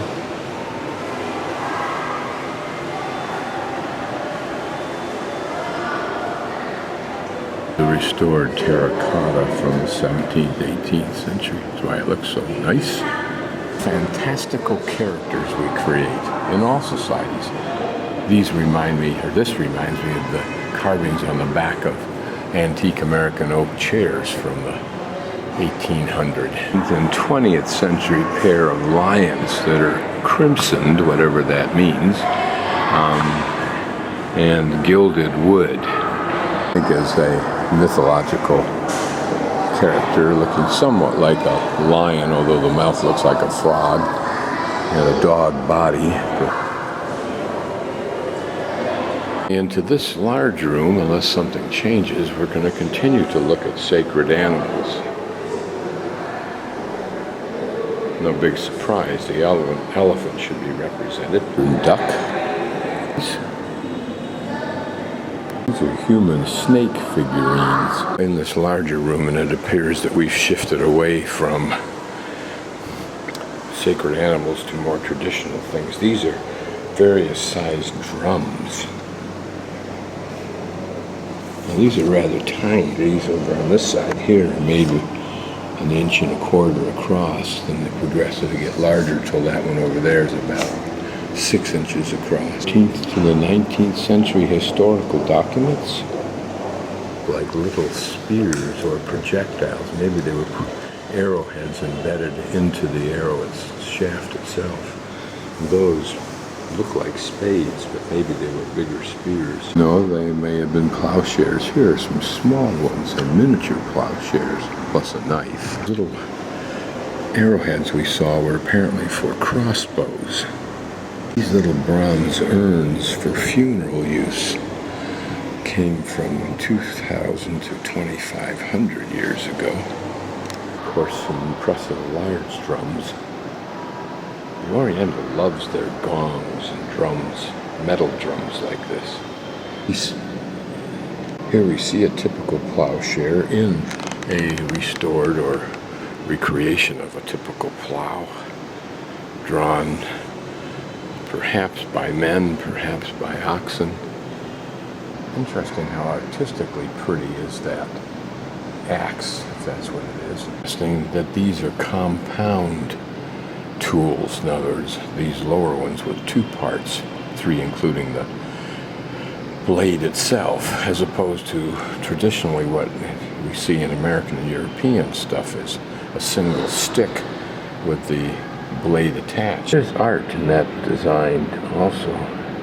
Big jar that's perforated, as you'll see. They put the signage down low enough that only a Vietnamese person can bend their knees that well, but a large device may be for holding a bowl, and underneath perhaps embers that keep something hot. I don't know what this is that has the spear shaft in it.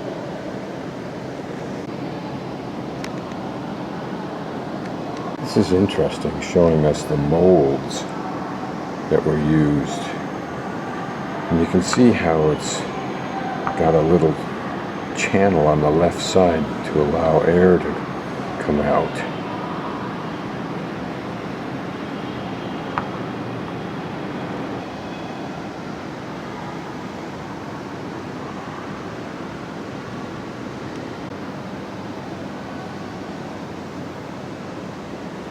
I wonder if spear and other weapon designs are like spontaneous generated ideas in the world. Their art form and their design is essentially the same, although those two little gizmos there are curious. They're apparently axes. Typical spear using what else? Bamboo shaft. An old wooden boat. What's interesting is that instead of having ends that are carved out of the log itself, they've truncated the log and then put in these separate pieces. That should be not so strange, as it's not a boat, it's a coffin. Now, it's rather large, so how it was used, perhaps to hold many, or to hold an important person and their family and a lot of their goods. Were these items found inside this one? That would lead some credence to what I'm saying. Oftentimes in cultures, a great warrior had many of his war implements buried with him.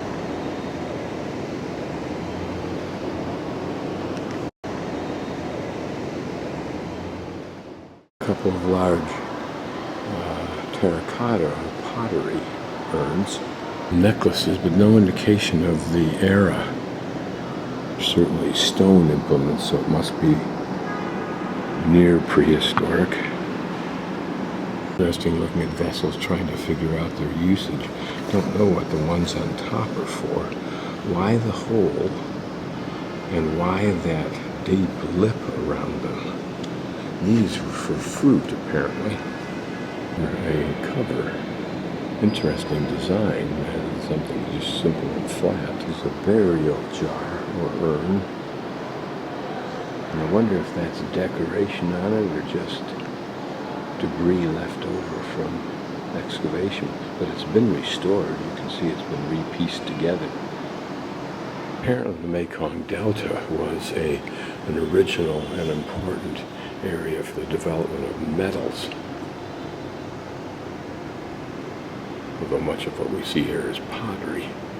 On the other hand, imagine how much stuff must be buried in the mud of the Mekong Delta, not to mention its outwash. The miniature cooking pots, you wonder if they were actually used, so the lower part's perhaps a stove. So curious devices, I don't know what they are, except that there was an allusion in something I read to 3-pronged devices for planting rice. That looks much bigger and heavier than that purpose. Work depicts the defeat of the Mongols when they came roaring down some river.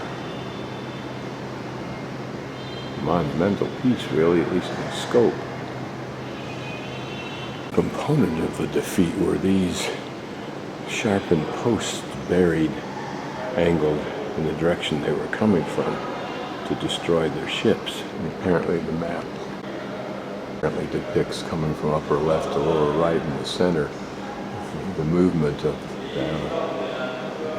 Mongol ships. Pretty little, I think they're called dioramas, depicting some slaughter. Interesting is this portion looks like an explosion. Certainly fire played an incredible role, as you would imagine if you're dealing with wooden ships. Don't know what this was. Perhaps it's just some historical burned timber remnant. It's like a carving on a panel of wood boards. There's not a lot of English in here. Although there is some. Probably some coins in this unlit cabinet. Are stirrups. There's a large seal with an example of what it depicts. There's some apparently 11th to 14th century construction details.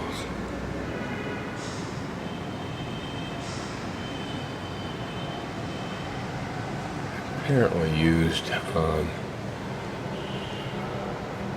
that pagoda. Funerary urns. That looks like it's a cache of money. Probably held together by strings long eroded as that bronze coins melded together. Some more examples of the same thing. It's these caches of money that are found in various parts of the world that are intriguing. Were they simply offerings to the gods, a way of secreting away wealth in a community like a bank, or a way of hiding wealth from marauding attackers? Photograph of some tombs, apparently. The one little breath of air as I cynically end this trip, because it does get old, is when a little kid says hello in English. You know it's innocent, spontaneous, and enthusiastic. Again, it's hard to get a grasp of what any of this is referring to. Apparently, this depicts a leader from 1,000 years ago, perhaps instrumental in the victory from the Sung invaders from China. The section we're entering now deals with the prehistoric period in Vietnam.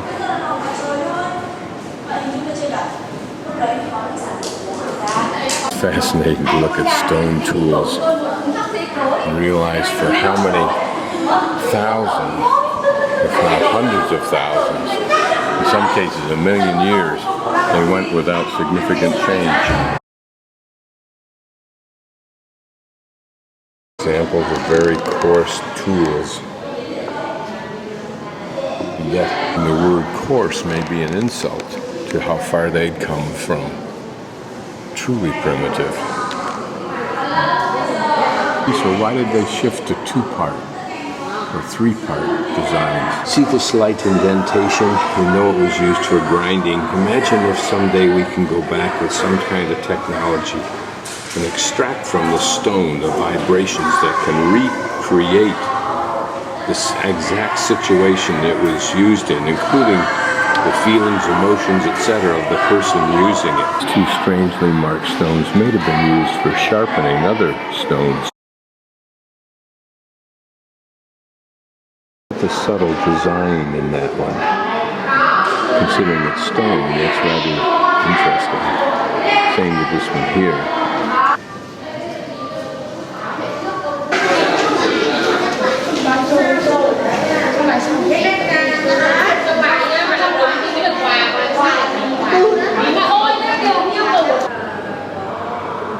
Blast through this at a pretty good clip, but it goes back to the early 15th century, i.e. 1400 on, maybe before. What I can do is look for what seems novel to me. Absolutely no relevance to its history at all. This is an impressive stele. Dragons. The fine light detail on this large vase is nice. And these round decorative elements in various places. Museums like this, where we will see, not that we could in our own minds connect it, the artifacts that have been recovered and saved that were outstanding from the various temple complex ruins that we've also seen. Here's our bird and turtle icon.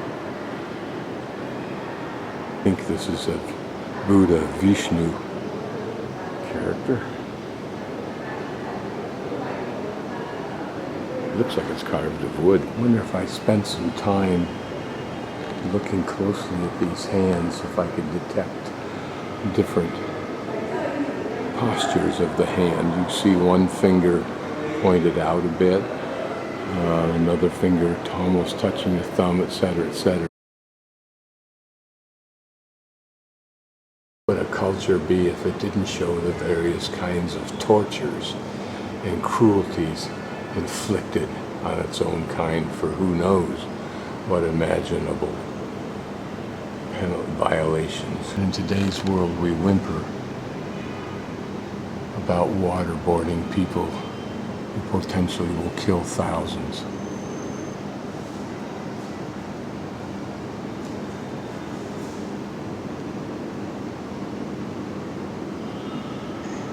focus on the lower part of these 5 panels to show the ghastly of ghastlies.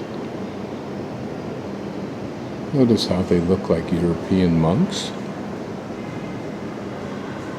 The breaking of bones was always a fun pastime, not to mention simultaneously braziering them over a fire. And notice the heads of the characters. How clown-like some of the inflictors and assistants look like.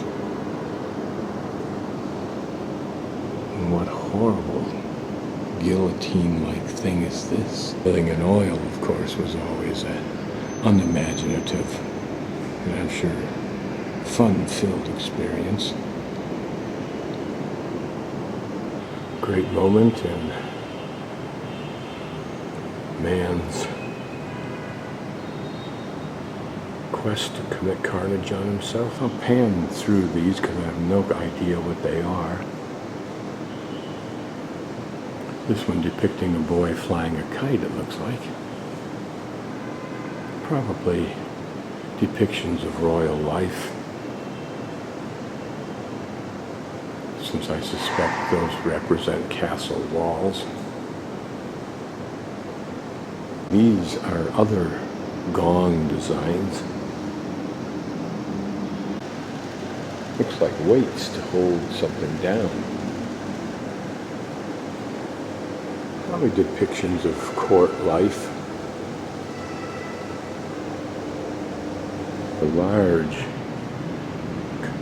kind of gong. Royal carved chair.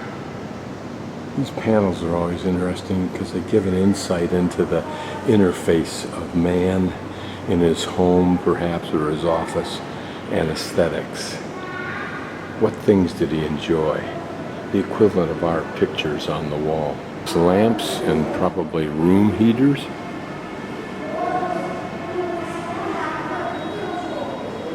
That irony is the pollution they created that killed them early and then they had to die is doing the same from a different sources today still. Interesting something almost looking like a dragonfly, at least its wings. Usual array seen all over the world. Just interesting, whatever they are. Those look like they hold candles. So they may have been exactly that, either for decoration or for literally light in some places.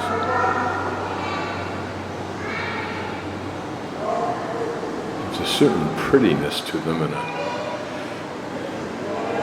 rusted iron fashion. These are some of the Champa artifacts that were found in that far-ranging culture, which I think was culturally or aesthetically a mix of many others when it came to their artwork. Long Trung Bay. What we'll see in here are about 100 selected artifacts from South Vietnam from the Oc Eo culture. Capital OC, second world word, capital EO. And this kind of lip idea on a vessel. A very weathered wood sculpture. Coming from South Vietnam, it's a wonder it survived, and no surprise that it's so weathered. It may have been sunk into the ground, wet ground, for a long time. Here another. It's interesting how much that ground either contributed to the rotting or contributed to its preservation. Interesting, because I've never seen a statue anywhere, to my knowledge, in which the arms were outstretched and the robe, if you will, or the garment was allowed to drape down in 2 sheets like it is here. It'd be interesting to compare these to the statues seen at the Greek National Museum.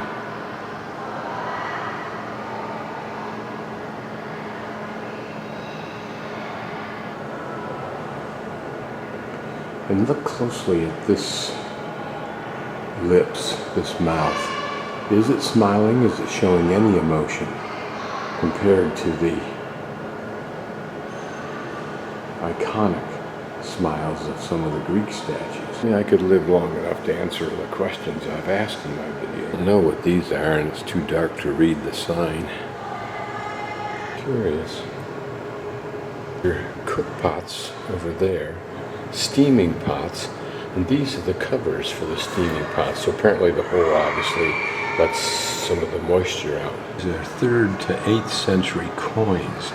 Now the fact that these are cut up in chunks, I do recall in literature reading about how it was possible that you could take a coin and cut it into various size pieces to use it as a smaller denomination. This may be the first example of that I've ever seen. Jewelry, probably earrings or nose rings. Might even have been used as a seal, the one on the right. The one on the left holds some kind of a gemstone. These have been wedding rings. 3rd to the 7th century gold jewelry. But this is incredibly intricate chain work, it seems to me.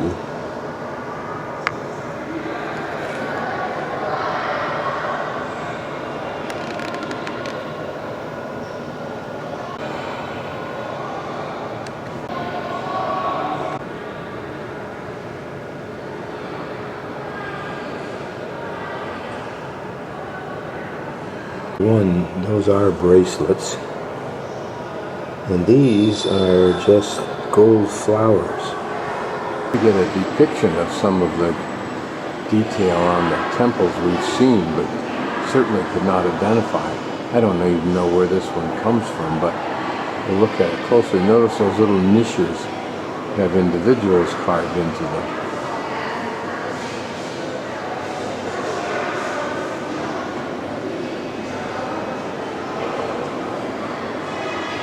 Moving into the center now. Right down dead center axis. This is interesting. Did this torso or upper torso hold something where that hole is, like the head? I'm guessing it did. And these just to do it. But we've seen it all before. Lingas. Those cornerstones, I believe, will be in too good a condition. That may have just been luck.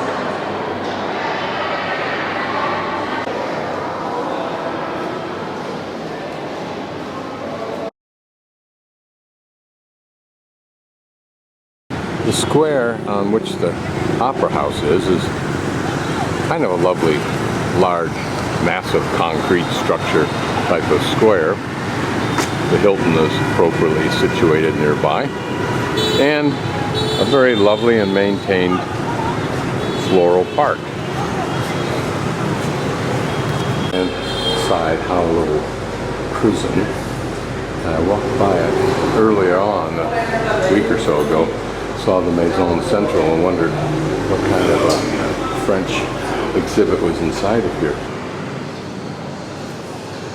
French because it was originally a French prison prior to the 1954 liberation of its country.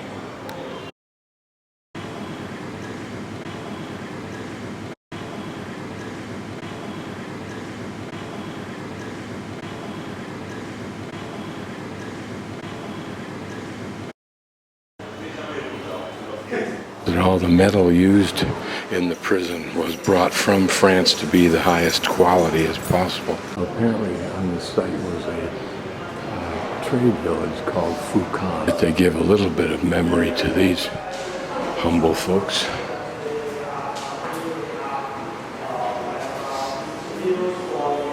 The diorama of the prison.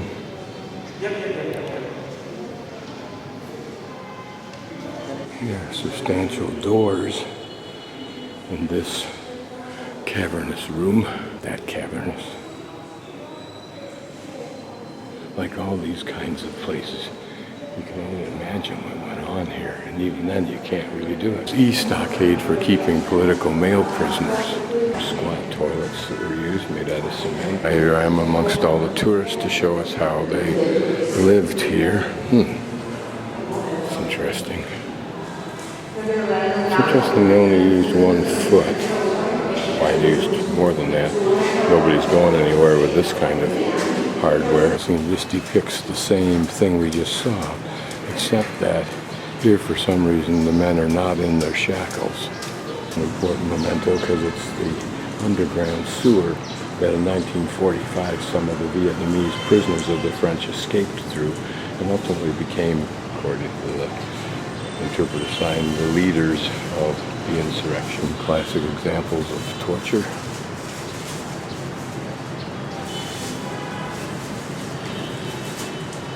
Looks very much like waterboarding, depicting the underground grill of the sewer at the point of escape, so they somehow managed to break through that. This is somehow depicting a struggle against the enemy's terrorism, referring to the French.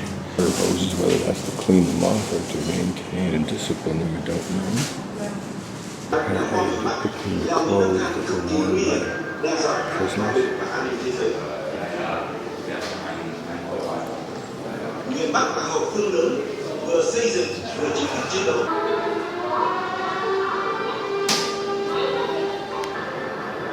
Ngày 10 tháng 4 năm 1965, Chủ tịch Hồ Chí Minh kêu gọi. For the grace of God, is showing the arresting of John McCain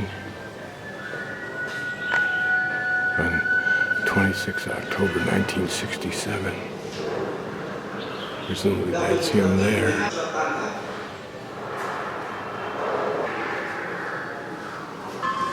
This is to show that life was not bad for the American pilots.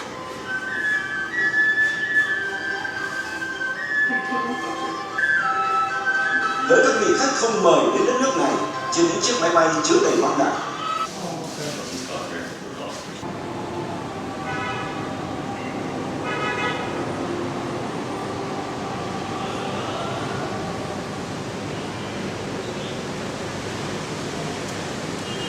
Apparently the cells, rather large actually, I don't know how many men were in each one.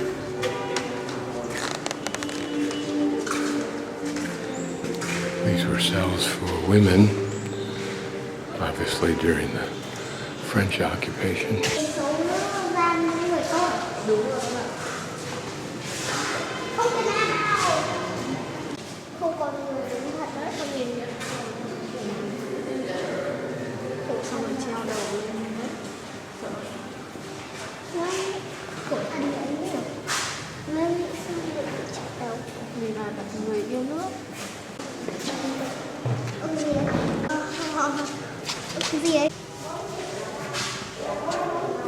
Obviously held to notice how they could control the person from here, from the outside.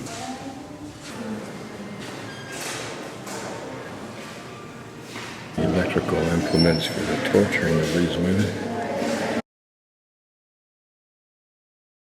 This is the Narita Airport Hostel, which is really Takasaki Yama's, or he's called Yama, his home, but he's converted into hostel.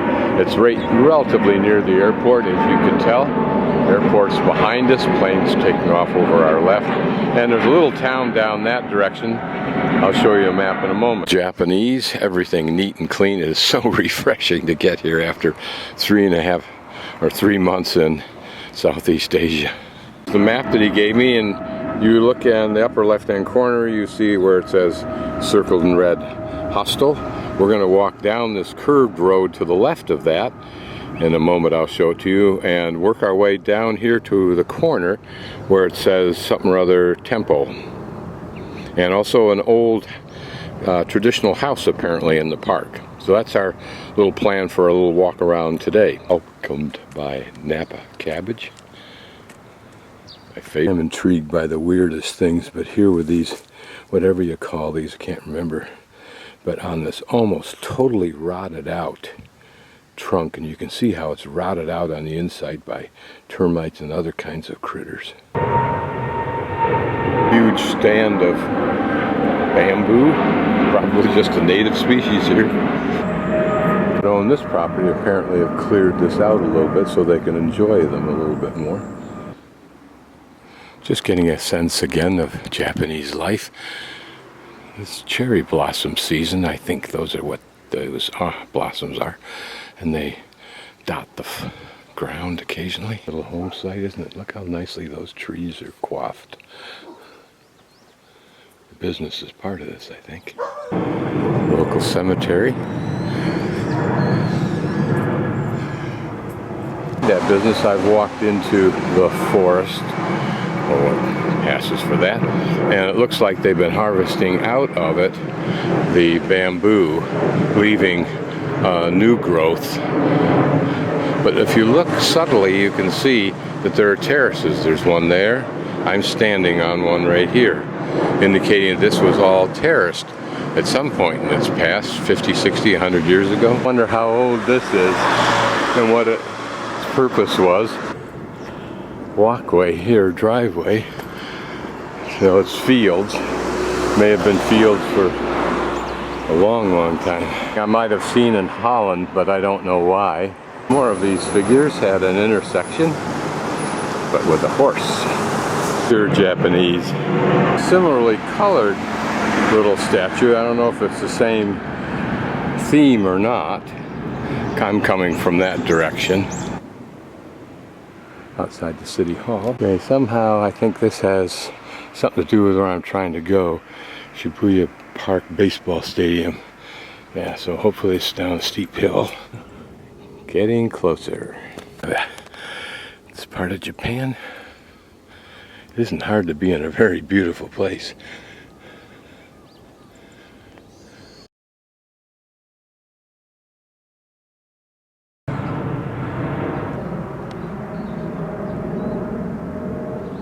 Looking revered and ancient.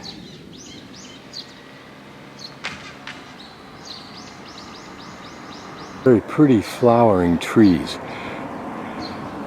What's interesting is the minimalization of the flowers. I could never have imagined this. Beautiful wood buildings.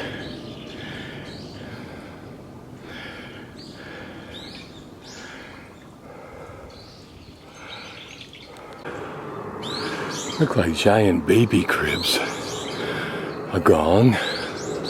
Look at the intricate Chinese-like structure for the roofs. Our lions.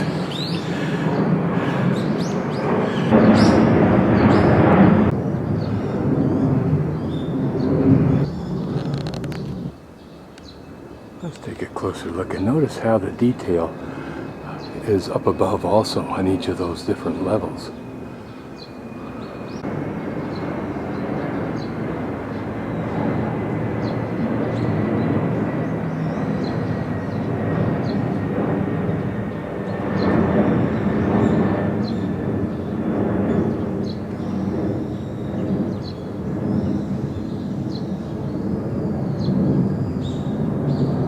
I want to go out and take a look at that detail.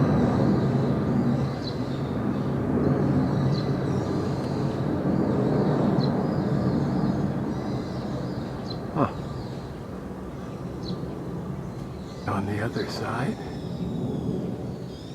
a bird. These were for offerings, and they may be, but not the typical joss that we've seen for the last 3 months.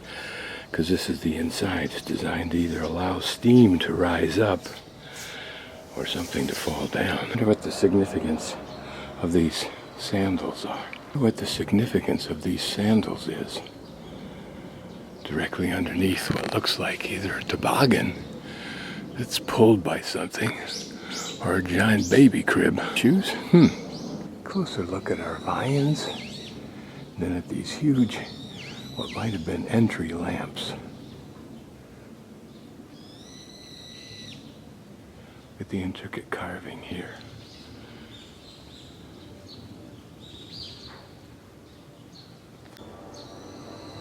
Inside of the right-hand side of this entry building, I think it is. This might be a place where a leader teaches from or speaks from, that chair. Simple compared to what we see elsewhere. Notice the swastika that apparently defines this place. People recognize it by that symbol. Maybe totems or motives of offering.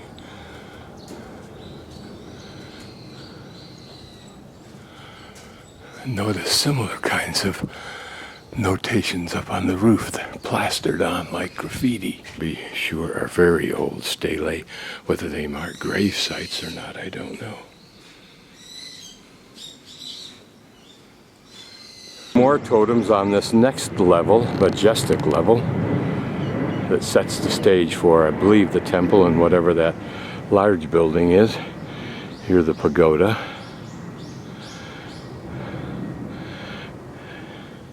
This is probably, again, like a funerary monument, i.e. a gravestone.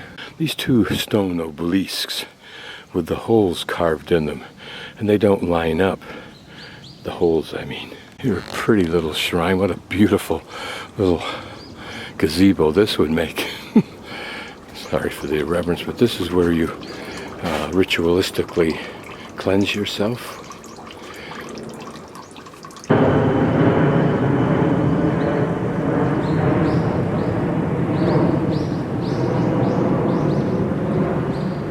These large stele markers may be gravestones in essence. It's interesting then to imagine what these grouping of large stones is. A bowl for burning joss sticks. I crossed this bridge over a small perimeter of water, which is very symbolic. I can't remember the symbol that it represents. I think it's the outline of the universe, something of that magnitude. And it probably symbolically surrounds this entire temple. Just came in and threw an offering in this device, which is very similar to the devices we were looking at before, the big brass ones. Here's some of the carving on the walls inside the temple's porch or perimeter, if you will.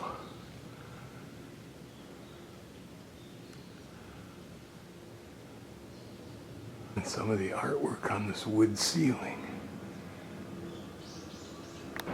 Some more.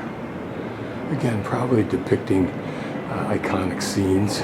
It is a sad irony that they've chosen to cover up the masterful work in that large center panel, which was probably meant to be quite important, but covering it up with this other.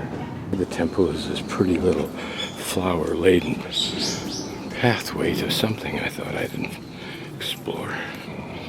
Imagine this is another, like a little mini cemetery. Another couple of shrines. Varying sizes. Notices how this entryway emulates more august shrines. Entering this park right here, and I want to get up there to the old farmer's house. Probably could have done it from the temple. It'd be Yabuki, the old farmer house. But if it is, imagine what a beautiful environment this was to live out your life.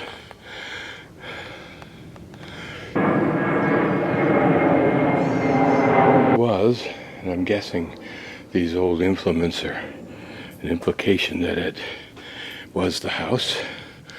Then here's the layout. This is the living platform. We're standing on dirt. And I wouldn't be a bit surprised that at times the animals lived in this portion here also. The upstairs doesn't show any use, but I'll bet you it had a use for storage. Here we see an illustration of that. These may have been a facsimile or the original cook stoves. Interesting that unlike so many cultures that have wooden buildings, kitchens are always outside so the building doesn't risk getting burned down. Here's some old implements. I'm thinking these are all spinning wheels. At least they look like it, or something akin to that, except for this one, which is for perhaps processing rice or wheat. I'm not sure what they grow in this area. Again, maybe a large loom, I think is what that is. Large relative to what we've just seen. And for processing something interesting, these dual chutes, if you will. Huh. Maybe it's for creating some kind of rope. God, Scott, you're fast. And then another device for separating something from something. Sounds like I'm talking quickly and moving fast. It's because I've got a plane to catch. Often that farmer must have stood about where I am, gazed out over his property and the hills beyond and thought, what a great life I've created for myself and my family. And thanked his gods once again. Here's some more of these figurines as part of the park. And another collection here.